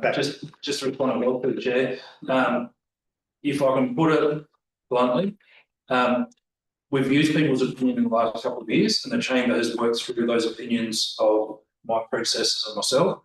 This is true data. This is analysing true data. So it takes away the personality and says, if the computer picks up, this is what is on video. We're not talking about an individual that's assessing it that may or may not change or may be a trainee or a union graduate. We're talking about the chamber can see actual data and actual information. So you'll potentially make decisions on data rather than on opinion, if that makes sense. So it's a stronger argument regards to where the chamber's going to manage their roads. Yeah. Now, these roads here, I don't disagree that some of them do need some work. I regularly run a couple of these. It's just this 846 grand here, that's the depreciation from all the building assets. So we're not spending anything fixing this year. We cancelled a lot of projects last year. We didn't spend much the year before. That's a pretty big risk of things we're not spending any money on. I know one of you said that the reason we're not doing this is because we're waiting for the report, the building management report, to make more informed decisions. We're also waiting for the report for the roads. So we're spending more money on roads, but we're waiting for that report. We're not spending more money on buildings. We're waiting for that report. It seems to be a pretty big risk to me. Maybe something asset and risk committee should look at. The auditing risk committee. That's fine. Through the chair, just want to clarify the gap in depreciation of 846 is transport related. So not to undermine what we're suggesting, what this report is saying is for the road and the transport area, there has been a gap over the last 5 years because we haven't indexed roads. This is this. In terms of doing a similar project to buildings, that might be a question that we provide that information if there is a gap in indexation or depreciation. We identified through the chamber previously that this is specifically for road transport assets, and we know that that's probably going to be, it's based on indexation, which is the appropriate calculation without having an addition assessment. And that's through but not undermining what you're suggesting, but there could be an assessment of buildings indexation of depreciation as well. No, I'm not aware of that. We're not spending anything on building depreciation, building enhancement or capital works this year. We didn't spend a lot last year. We didn't spend much the year before. So that's a pretty big hole there. Yeah, I'm good. Yeah, I've just answered that. We've got that much more tied up with roads than we have in buildings. That's great, and it's supposed to be in for roads, so that's what it's going to be. But my question is, in the resolution status report, item 9.2, page 258 this agenda, we've been told we've got traffic counters have come already, so that's good. But we also had a property producer survey to project future production tonnage used on our roads, and that hasn't happened yet, and that's still up and up. But I think it's pretty important that we get that so that we can look at things, because I agree with Cameron, we're sort of wasting a lot of money doing this report. I reckon Ben could pick which roads are the worst here without going to the big report, but we'll have that report anyway. But I'm just saying, we have a 10-year plan we're supposed to do, or 5-year plan, and we look at the Thomas Foods feedlot there, how much that has changed in 10 years. Like, we have nothing there at one time, and 2 years later we've got all this traffic and the roads are buggered because there's something new. Now, what's to say something like that doesn't happen again in this area? Like, we can change our outlook a hell of a lot when you look at how much things have changed in just 10 years or 5 years. And that's where I think local knowledge, like Ben's got, we can have to pick things and change some things. Some of these reports, they last for years, but you're relevant in whatever that word. Yeah. And I don't think some of them are really worth their weight in gold for that report sometimes, because it's out of date in no time at all when things change that much. Well, that's all I've got to say. Yeah. Through the chair response to that, the asset management plan will give us a long-term direction and will give us a 10-year renewal program that we're governed by long-term financial plan coming out, so we have to do that. Yeah. That doesn't mean that locks us in for that project or that year. What that does is that gives us a strategic priority list, and then we'll go through every year like we normally would through budget discussions and say, these roads cost X amount, are you happy to do these roads? Or where does the chamber sit with those roads? Here is the technical detail. It would still come back to the chamber each budget deliberation, each budget year, and say, nominate your roads as part of this annual plan. So it's not locking you in, it's giving you strategic direction to meet our long-term financial plan requirements, but also giving it more strategic direction in regards to that condition. Because your input's pretty important for us. You're there every day. These other guys, you report, and that's sort of gone for the wind in 5 years' time. So it's not my place to interject in that, but I just want to add a piece that's not been said yet, and that is one of the main motivators to NTRO and to build this. The data set is one thing, the system behind it is the other thing. And what we had struggled was consistency, and we didn't have any of that. All the roads weren't driven previously. We didn't have data on every single piece of kilometre of road. Our unsheeted road network is broken up into 948 1-kilometre sections. No, it's true. And we didn't have information on those. That is and Ben at the moment being so good that we want to rely on is also a huge strategic risk, because building this data set and this system and this network map is as much about ensuring that if Ben's not here, the next person doesn't get to just run the world in their way, because the chamber and the system gets used to working with quality data and systems, and it goes outside of that because the NTR system puts the plan forward. You get to manipulate it. Yep. So makes sense. That's the reason here is because we've had too many people say that this is how I think it should go and not actually doing things on the data. Yeah. So we're here because of that. So let's get the data. I think it's great. yeah, I just wanted to make. I think Campbell's completely correct about strategic risk, but I think when you get good employees, as we've got two of them, it also means they could be gone tomorrow. Yeah, literally. But and this is the whole thing is about building into the system and account. Yes, it's important. Stuff. Luke, no, I think it's good. Yep. okay. All those in favour? Against? Your handing up right now. Right, carried. Page 157, 11.8. Asset management plan, community wastewater. Thank you very much. This report is a follow-on from workshop in September. Workshop the asset management plan. What's in an asset management if you hit or miss, what I've considered in terms of risk profile, has got all the data and information in there, and then providing a 12-year asset renewal plan. So as you can recall, there was any $1,000 a year, $970,000 a year. There was a quick 12-year plan. They were in regards to pumps, pump control stations, also the line, the Lamoureux Lagoon here. So we'll take the report as noted.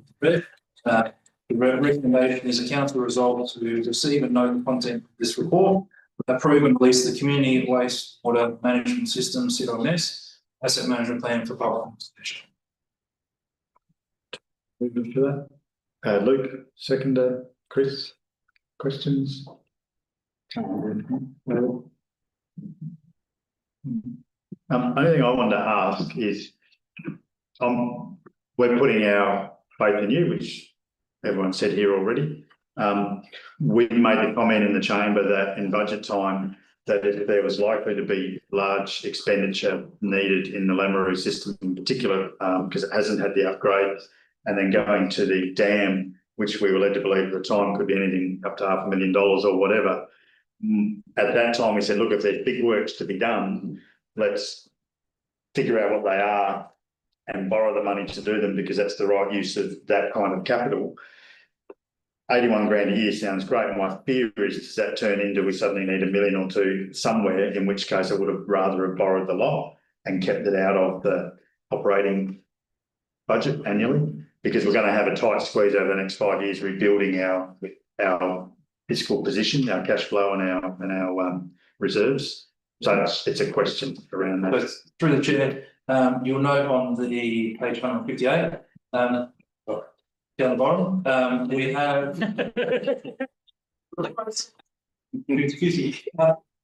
We do have some longer term capital replacement we need to do. So looking at the gravity mains, looking at the rising mains, our mains in Lameroo, we know they come in 2054 and 2066. There is a massive spike in terms of the current 10 to 12 year priorities. It is only $900. This year's budget, we kind of went sideways in terms of we've allocated money for pump replacements, so it's in the budget. That makes up this 80 grand in 10 years. If we don't use it, we then carry that money forward potentially. But what we're trying to do there is we have the money and ready to replace the single-use pumps. When we do them, we bring them on to automation, so then we can control the system better. We know when we have blockages or we have roads, etc. points. We can then implement a change straight away. That will hopefully push out some costs, etc. So you think this will include the stormwater dam? This will need to look at that when it comes up in 34, 35. So it is leading. Correct. Yes. We need to. So through the chair, that's an issue. How we manage that is a slightly separate project. By saying that you're seeing it as two different things. The CRMS picks up on the CRMS infrastructure. So yes, that would be the stormwater one that you'll hopefully get in November. Yes, but they're both aligned, with each other. Sort of.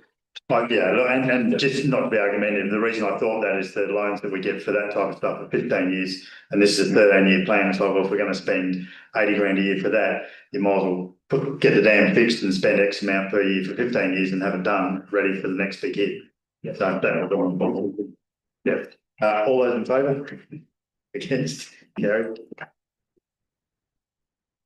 Claybank Road, 11.9, 189. So data infrastructure service. Claybank roads. So this report is mostly in terms of CR. And we decided to bring this up to council. Just the right way to stick that. Resolution was back in. Flag a little bit. There is some information through as part of the condition assessment. We did a workshop in February, as you recall. We talked about some different possibilities and etc. That formed deliberation discussions for 25, 26.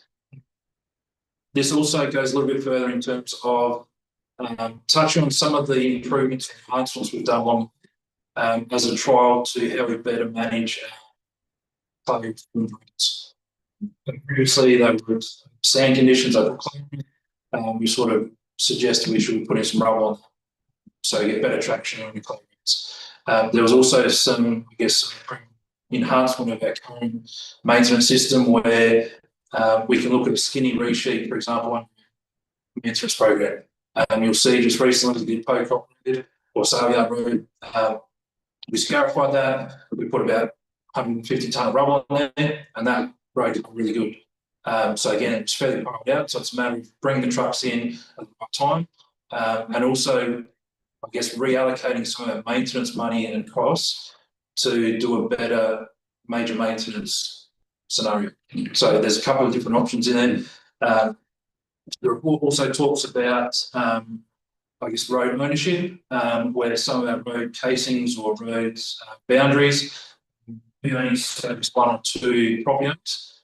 There's some opportunity there to get the road data coming through, is we can then suggest to the chamber, do we need to continue to maintain a section of road, or would you look at a road rental scenario, or even road closure scenario and sell it to the property owners. So there's a little bit more to do there. It does give council strategic options there.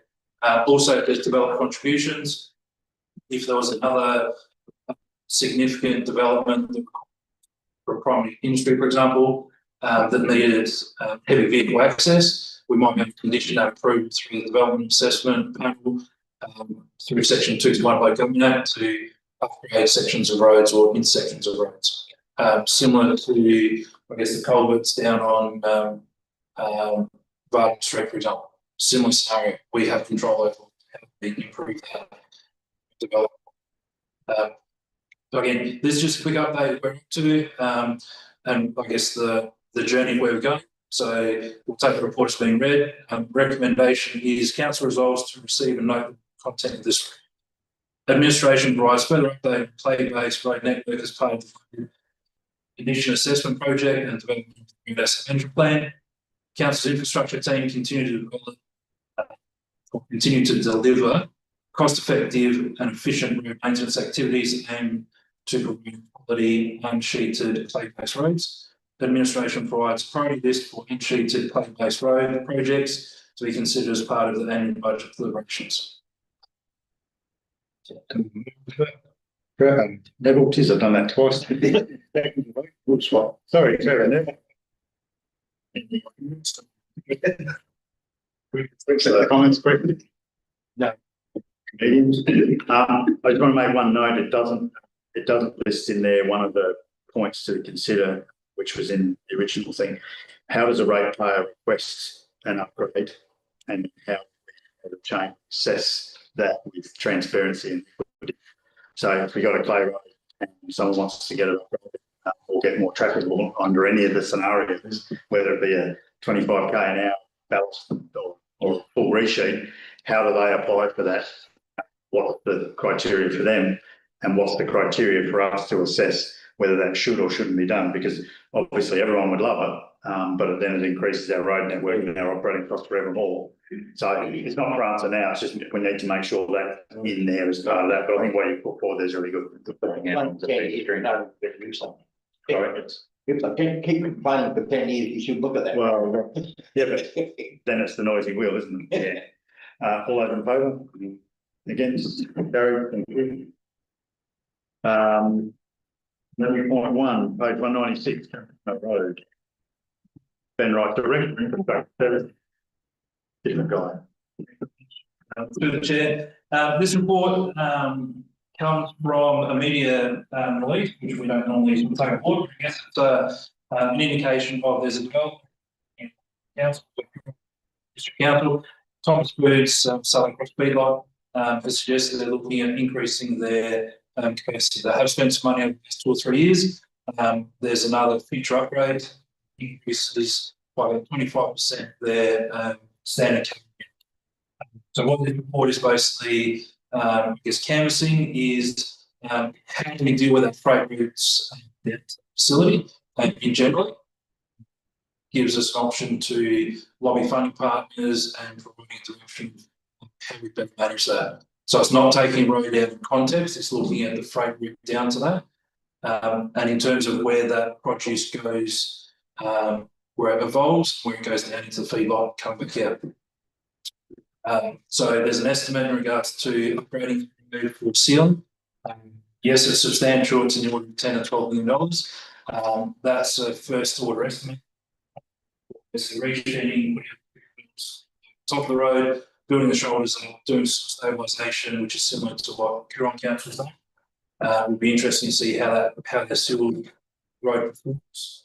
So we'll have some time to look at, see how that goes. Some drainage works, some horizontal and vertical line. So there is some sand hills there, some crests and some hills and some corners that need to be readjusted. There's a project management allocation in traffic control. Traffic control is one that Coorong Council didn't really allocate as part of the project costing, but they did find out that building it, how much traffic control costs when you're upgrading. So yes, line marking is a portion of that, but traffic control is the actual signs, people looking after the safety. So in terms of opportunities for funding partnerships, we identified the potential to go to the developer and see if they can spare money. Looking at that black spot funding, which we do have a project in place at the moment for the Community South Terry intersection. So we're progressing with that funding application. This resolution will support them. Special local roads program. So currently, Calcutta is not, I guess, a first priority on the list. So it's looking at that, seeing if we can potentially grab some money from special local roads. Roads recovery, we get an allocation each year. Do we want to spend some money on those roads for through that roads recovery program? And hopefully council doesn't have to fund it all. So we don't have any funding partners. Council may have to continue to maintain that based on volumes, etc. So I'll take the report as being read. The council resolution is quite lengthy, so that's the rest of that. Thank you. Luke, second, David, I think saw his hand come up. Peters. Sounds like a good idea. It's a good idea. This was brought up for years and years and they just flatly refused. We weren't here then, never. Yeah, it did. But Huron, I think they're finishing, doing their section this week or next week. The pitchman on it already, so it's nearly all finished, but it's just cost our council because of the stupidity. Well, you were on council, thank you. Thanks for that. So, Luke? I'm all good. Only thing I wanted to highlight there, because it was kind of skipped over, it's a state government question.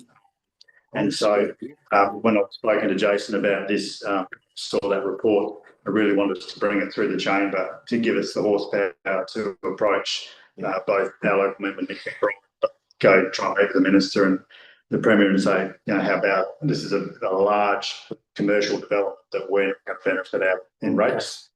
It's going to cost us a fortune to maintain. Even once done, it's still going to cost a fortune to maintain. It for nothing years ago. No, but you're still going to maintain it afterwards. So that's the one I want to highlight. That's the purpose of it being here, is so that we can get the endorsement of the chamber to then go and lobby as hard as we can, because they're in budget deliberation for getting the budget list together right now. Yeah. So that's the point of it. Well done, Ben. Thank you. All those in favour? Against? Carried. Two again. You never get that. Page 200. He's reached the 200 club. Well, yes, using his pink highlighter.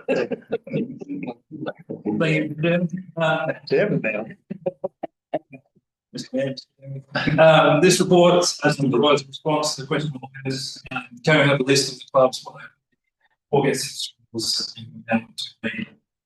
so this report basically summarises our bore water application and usage.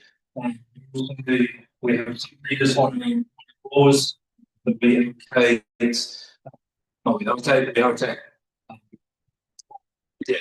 measure what the clubs use. Those figures, what they use plus the contribution is there, what we invoiced them for.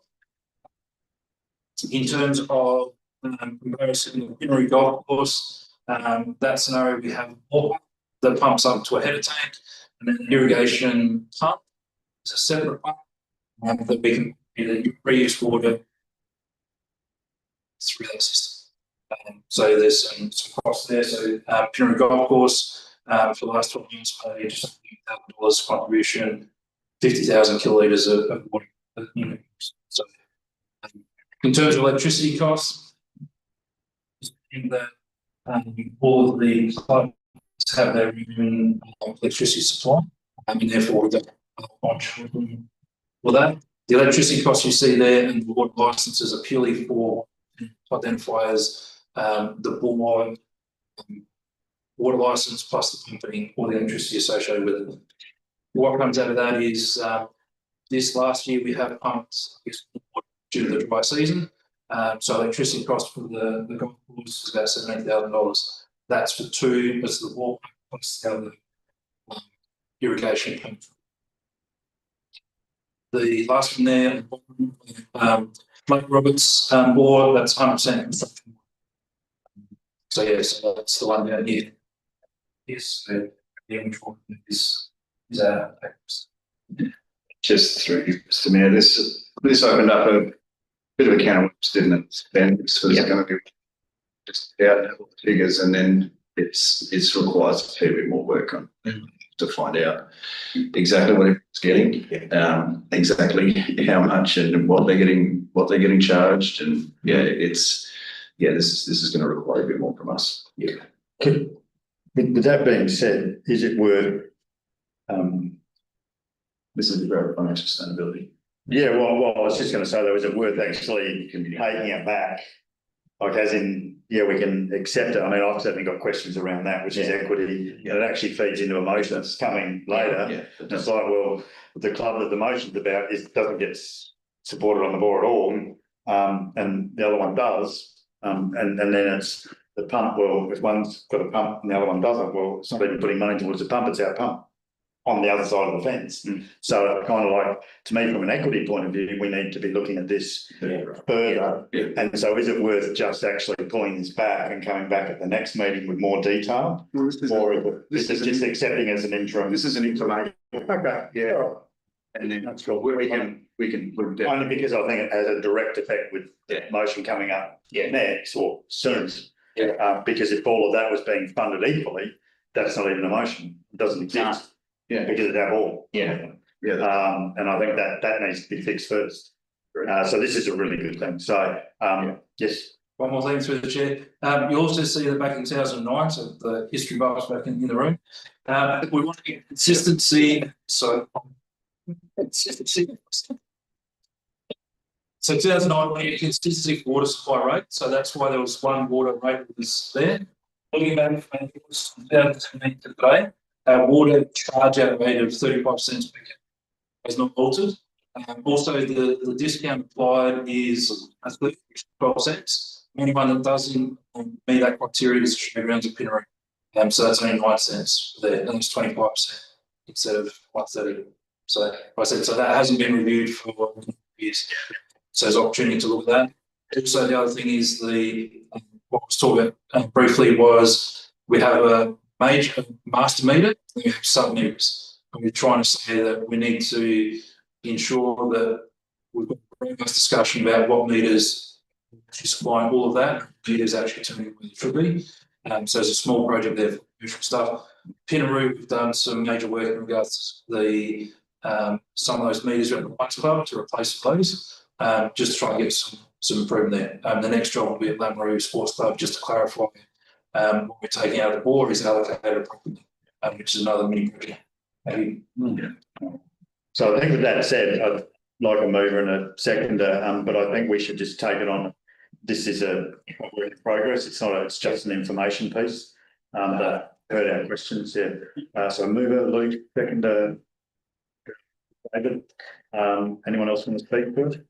And those prices, that's what they actually pay. So 24 through the chair, 24.25. That is what we've charged per usage, and that is the dollars and cents that we have invoiced.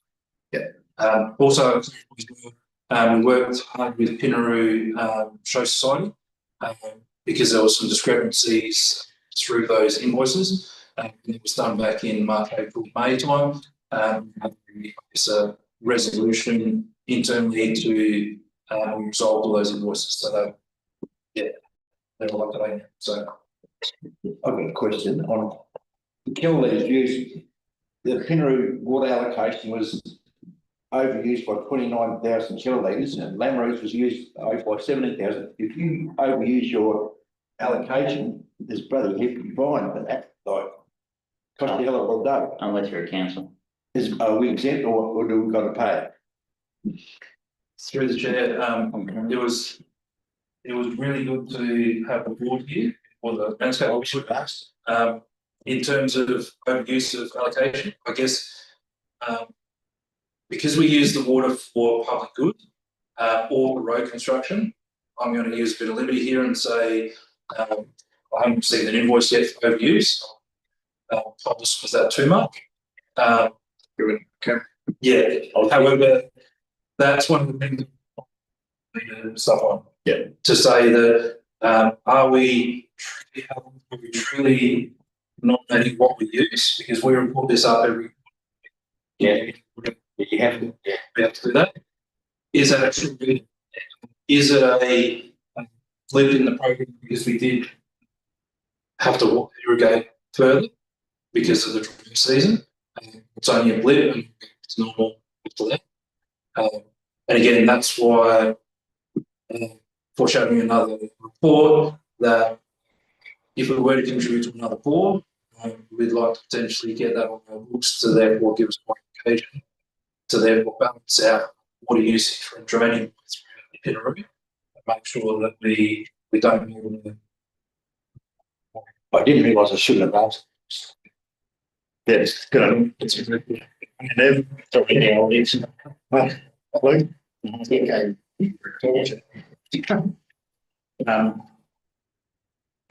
I think the interesting thing is when you just look through and understand the quantum that this all entails. Yeah. And, often you hear from the constituency, I don't get anything in my town, I don't get anything here or there.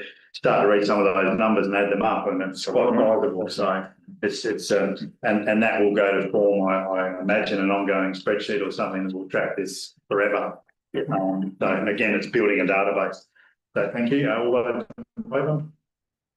Against, carried. Thank you. 11.12, 203. Anybody? Yeah. Long song. Take it as read.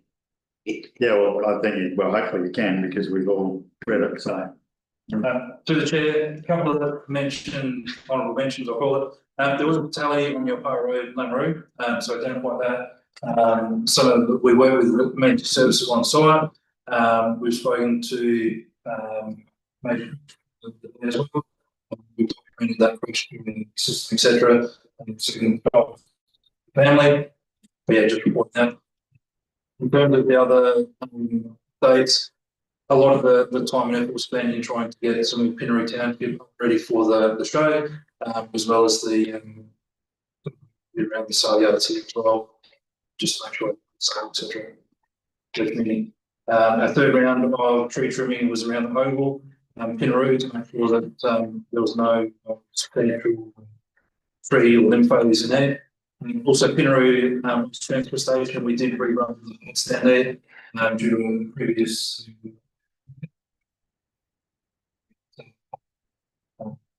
area. We've also completed line marking around the hospital as per a previous resolution. Standing as linked pit should have been reinstated. We've got sure to finish, but I'll get to that. Patrol rating, we have a slowdown of people. We continue to go around dancing, but it's not successful. Yeah. So again, we've really reallocated our resources towards doing moves as well as possible. You've got an update of our Scaripoint routes. We have gone back over Schiller Road, Brisbella, or Scaripoint earlier this patrol rating season, just to give that a slight tip up ready for the dry season. So recommendation is to receive a note of applause. Is that moving, David? Yeah, I didn't see it. David, second, Luke. Yeah. Anyone else want to speak to that? Yeah, I've just got a question about the we get paid the chemical drum collection levy. We pay $4,000 to them, do we? It's got here $4,000 budget. But all I found, we pay 6 cents a litre. I thought it was 4 cents, but my wife told me it's in 2018 it was changed to 6 cents a litre. Every chemical we pay that to go to this levy. And what do we get out of that? Like, I thought that'd be getting paid. You should go once. Every month.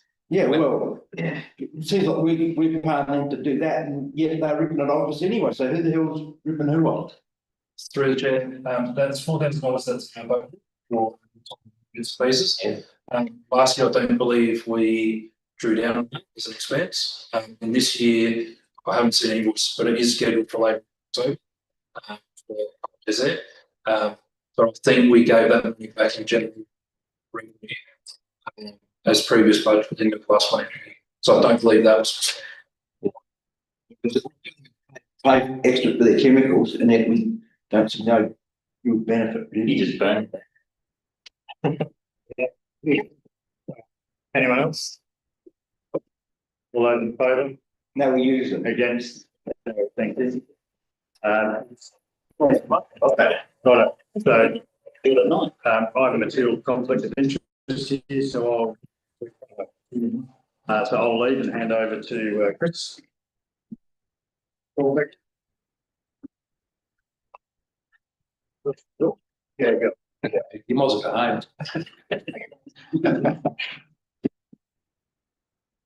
Right, reports 11-13, Ombudsman SA investigation findings, recommendations related to Mayor and over to Jason. Thank you. I will, look, I'll do a bit of reading on this one. Mainly the executive summary there, it's all there to be read and said, but so following two public interest disclosures, so one in June 2023, one in October 2023, the Ombudsman investigated whether Mayor Valentine used his position improperly, failed to exercise reasonable care and diligence, and engaged in misconduct under the relevant legislation. That investigation was ongoing for a couple of years, and here we are now. So the investigation found that Mayor Valentine breached section 62(4) of the Local Government Act 1999 by making improper use of his position as Mayor and Chair of the CEO selection panel to gain a personal advantage. Breached section 62(2) by failing to act with reasonable care and diligence, particularly in proceeding with an application for the CEO role despite multiple warnings, and engaged in misconduct under the Ombudsman Act 1972, with the breaches being found to be both intentional and serious. So we've all got the report there. I've taken it read. It's everywhere now. So the recommendation is after that investigation. So the recommendations from the Ombudsman are as follows. That Council receives and notes the final report of the South Australian Ombudsman dated 24th of July 2025 regarding the conduct of Mayor Valentine during the 2023 recruitment process for the position of Chief Executive Officer. Table the Ombudsman's report in the public record of this meeting. Formally reprimand Mayor Ron Valentine for breaching sections 62(2) and 62(4) of the Local Government Act 1999. Direct that Mayor Valentine issue a public apology in line with the Ombudsman recommendation, which we've already had. Thank you. Thanks, Ron. Thank you, Mr. Mayor. Sorry. Require that Mayor Valentine undertake governance training on elected member obligations under the Local Government Act. Can I have someone move those recommendations? Like, I want to make a change to number 5. Yeah, I just want to change. You can go and move amendment then. Okay. I just want to change number 5 to require that Mayor Valentine and all councillors undertake governance training as a group on elected member obligations.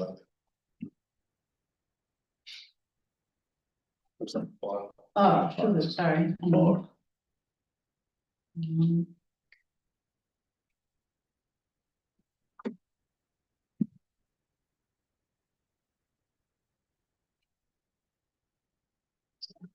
Yeah, maybe as a group. Good.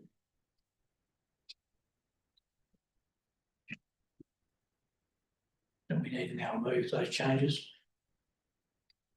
I'll move that. If you- Yeah, so Yeah, you want to, I'll take 7. Yeah.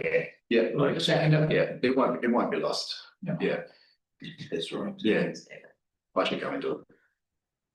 Right, so the whole thing's moved in second. Yeah. Yeah. Does anyone wish to speak? Yeah, I spoke with Ron about this yesterday. I'm happy with the response. I'm happy with the letter there. One thing that is a little bit concerning is this isn't an isolated incident. There have been a couple other little things, not as important as this, where I've had a conversation with him similar to this, and I haven't been happy with the response. I'm pretty optimistic that this training is going to be really good for all of us, and that these things won't happen again. But if this does happen again, you can't be mayor and do this.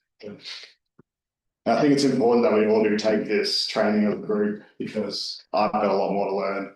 It is a large amount of information when we move into this role. It's a lot to take in. I think we've got to learn about it and we can explore on. Dave? Yeah, that's okay. Neville? Yeah, I've done training like before. We can always learn new stuff. So as a group, we can ask questions and learn off the questions. So I think as a group would be a good idea. So yeah, that's all. Like, No, but does the CEO have any control over that happening? Or as in, I advise you that it shouldn't go that way, or just generally in Not you. What was, no, Past CEOs. yeah, our CEO shouldn't he be giving some advice as to say, well, you shouldn't be doing it, you shouldn't Yeah, go down that path? yeah, it can. Yeah, absolutely. He or she, they can. But at the end of the day, we've got very little we can do internally with you guys. Yeah, we've got quite. We can do. Yeah. Good question. Yeah, just that sometimes you might act. Yeah, that's right. In your own opinion. And because we, know well that we're not fully versed in what we're trying to achieve, and you can probably step over the line quite easy. Absolutely. I mean, to bring it back to me. Ron and I meet, we meet every week. So if this sort of thing, we would talk about it. It's not It's nothing to do with what you've done or anything. Yeah. No. I'm 29. Happy. I mean, an example. A CEO. Yeah. Absolutely. Yeah, but just as an advisor, because we can't do anything. So when we're getting told, oh, why don't you let them do this? It's like, it's not. That's what I've got. Yeah, I can only work with my stuff, not you guys. Central. Yeah. I guess as a final say there, regardless whether we agree or disagree with the Ombudsman's report, it is what it is. And I personally, and I think most of the chamber here, Ron's got 100% of our backing to stay in that position as mayor. And what we've learnt going forwards from that time, we're all better people for it. And there's a lot of good things that we have done going forward. So I am all to leave Ron as mayor. So with that being said, vote. All those in favour?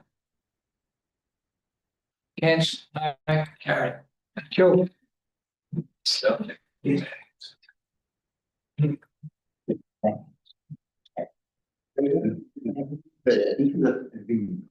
that's right.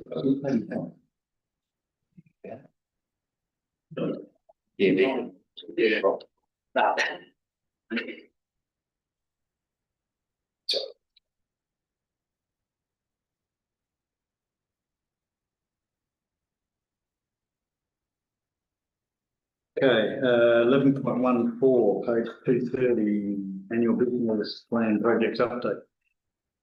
I'm going to take this one as read. So, recommendation, council receive a notice report. We'll have a mover, David, second to too many, Chris. Any questions? Yeah, I had one on the draining bore, that needs to be looked at, I think, because looking at putting the pump up or trying to get a pump to do the right thing, I think there's a better way to go around by putting tanks there instead, like if you want to look at that, the draining board supplies water to fill the tank, it's better to have that pump pumping into tanks and then just pump out of there to fill the truck in 10 minutes or 5 minutes, rather than upgrade the bore and everything just for that reason. I reckon it's a very cheap way out. Yeah. Put 50,000 in the tank down the way. Yeah. Through the chair, we have got a indicative quote on that. Because looking to upgrade to a variable pump, so therefore we're all ready to go. Won't pull the bore out. See what's going on. Moving the meter board away from the building, so to put it up. Currently, is either used by construction, which would need 30,000 litres now. There's no efficiencies there, but it's also used for irrigating of the Gulf. And also we don't have irrigation scope. So potentially by the project we're looking at is upgrading pump to pump to be able to fill the truck as well as remove not bringing it through the board. Instead of the header tank in, as an option, we're looking at a header tank scenario. There still needs a pump associated. So looking at a proposal that we're in one pump for and a bit of draining as a more cost-effective approach. But yeah, definitely we did talk about see having a header tank to go into it.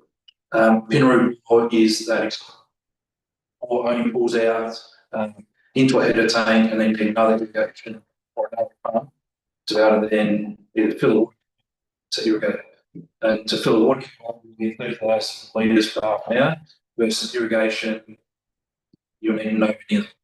This is what the irrigation we use. The pump, that pump, the ball was dug 50 years ago, and that was before that, we beat everything else, so I just saw the pump may not have enough, and they had a pump in there, and it'll suck the air if it's not enough. Yeah, that's part of the quoting scenario. We check the electricity. Yeah. That other in that direct area to see whether we can draw. We currently have 30,000 litres an hour. You're trying to get 56, so the pump can tend to do that. But it's very we have to upgrade a number of things. So yeah, so potentially the approach we're doing will make us potentially water and single pump. So. But I'm taking advice as well, because it's just going ahead, talking to people. So in terms of the header tank, yes, there's examples where we can use that. Yeah. I don't think Dranium effectively this will justify this.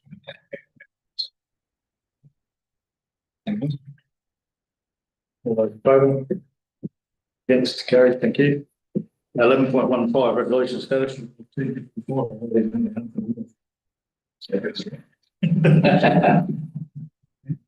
Yeah, nothing pointed out to me. So let's move it here on the table. That way, if anyone wants to, they can. Oh, should I read the recommendation? No, David. We're taking it as read. Yeah.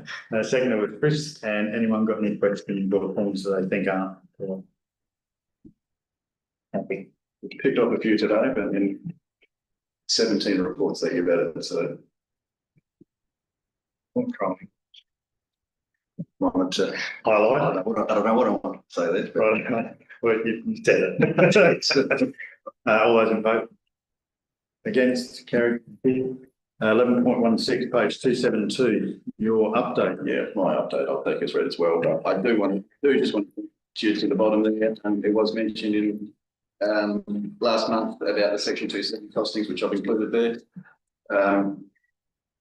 Dealing with lawyers, $8,362.70 is what we've got so far, and I think that's all of it, wasn't it, Sharon? That is, isn't it? Yeah, there's no more invoices or anything to come. Yeah, the last one, just. That's how much all the other ratepayers had to pay. Yeah, exactly right. Because somebody. Yeah. Drought rain table, we've mentioned it. I've probably been a little bit negative. It was great that they did come out. Actually, in all honesty, that they did actually make that effort. And if something doesn't come out of it, well, it's still nice that they did come out. Yeah. Having a minister and an MP, and then the commissioner and the farmers all getting a chance to put their views forward was I actually got a lot out of it. So yeah, that's what I want to say about that. So please. Councillor Reid, receive another report. The mover, Neville, seconder, David. Any questions? All those in favour? Against, carried, thank you. Well, 280 on notice. 13, 281 motions on notice. Councillor Fokker. 281, I'll be on that. Yeah, I know that's minor. Yeah, I know. Maybe we should go to one. I think we have stickers up here somewhere. You missed us right there. That's one. There we go. Yeah. I'll read that out. Yeah, just in black. Well, I, Councillor Fife, having complied with the requirements of section 12 of the local government procedures at meetings regulation 213, hereby give notice of the following motions to be submitted to the meeting of the Southern Manor District Council to be held on the 15th of October 2025.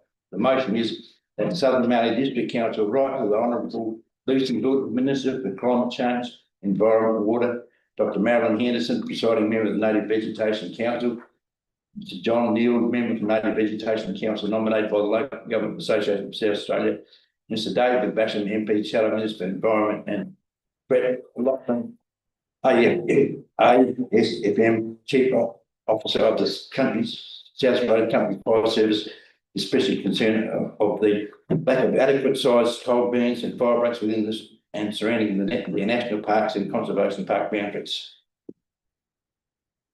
I'm happy to take that as read so that we can get up. Luke has moved it. Oh, no, actually, you've moved it. Yeah, Luke's seconded it. Anyone want to ask any questions or speak to it? So, all those in favour? Against? Carried? No, too easy. I'm just going to raise before Campbell gets into this one what we said earlier about getting this equity in the between, because Lameroo Golf Club is obviously missing out on the equity. Is it worth, and it's your choice, do you want to put this up? For me, and the reason I'm asking that is we've highlighted that I think it's very likely very soon going to come out that we need to fix the inequity issue, in which case this isn't required because it would become our pump. Or do you want to proceed with this now? I'm going to read my motion. Yep, go for it.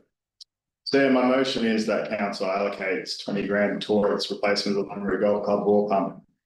The design and suitability of the system and its integration into the existing system is to be developed in conjunction with the relevant council staff, Ben and his team, before funds are released.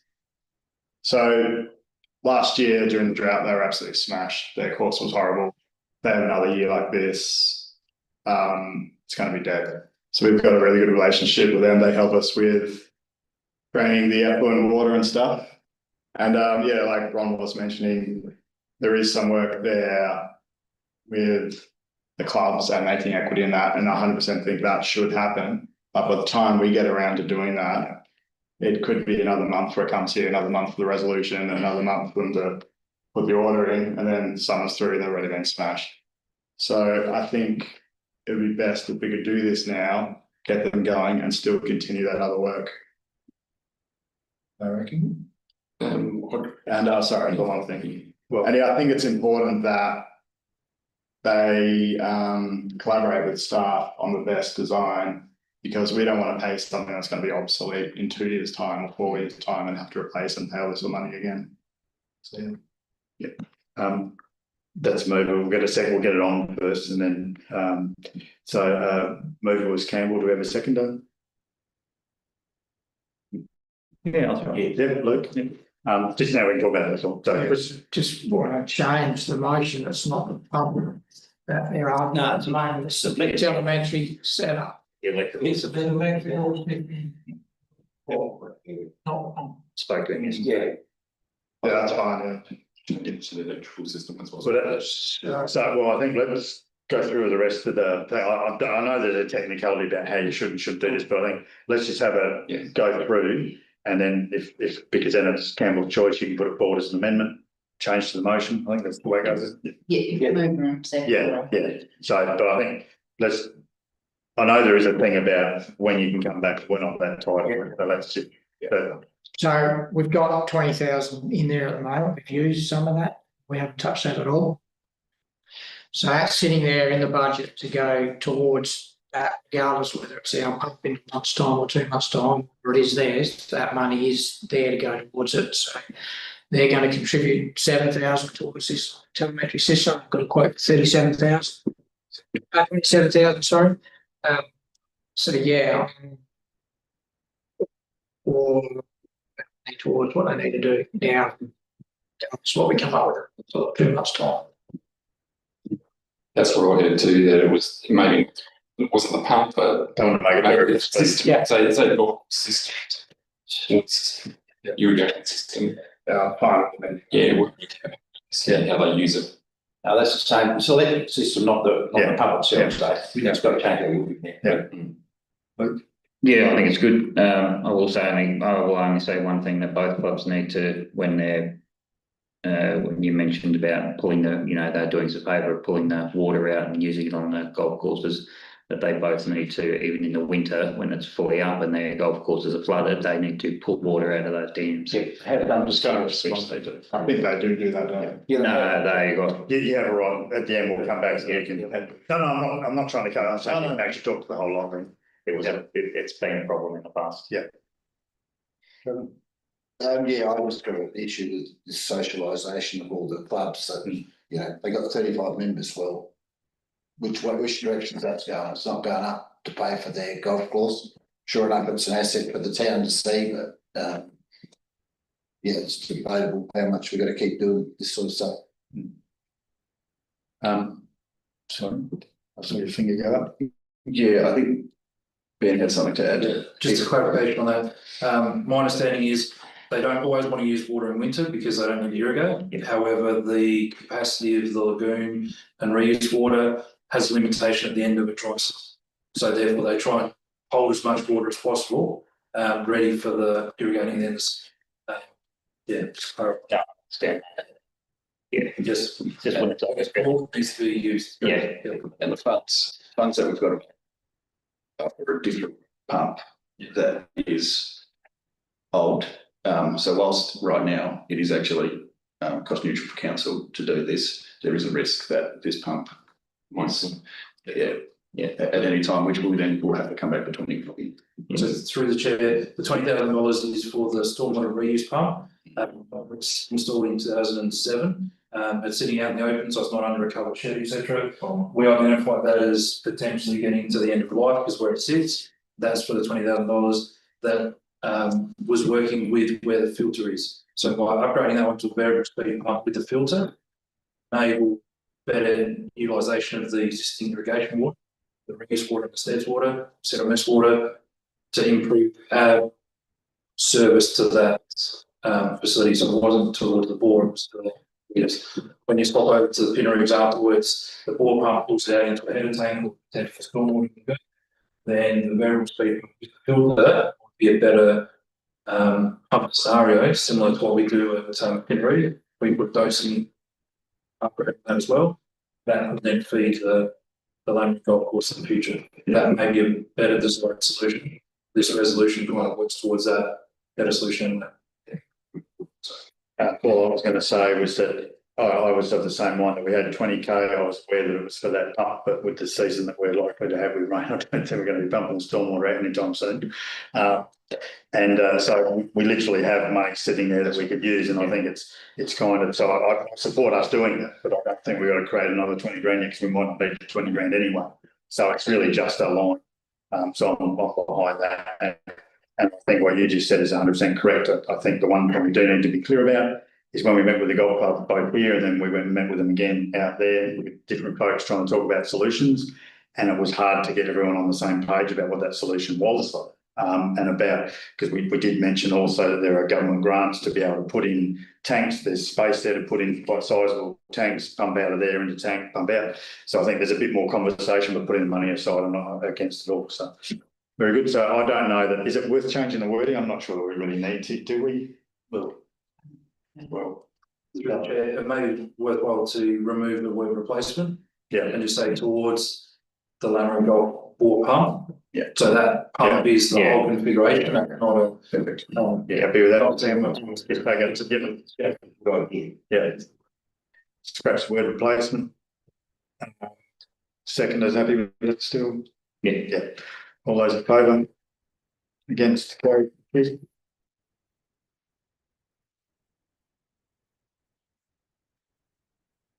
All right.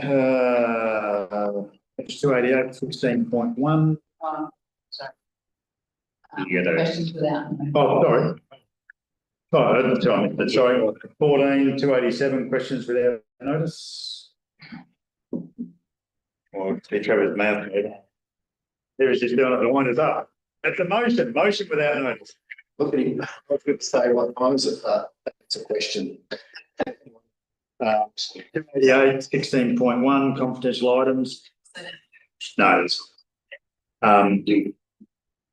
Take it as read, but we have to move to go into confidence. So mover Neville, second Luke. All those in favour? Against? Carried. Thank you. Wait for a sec to get out of streaming.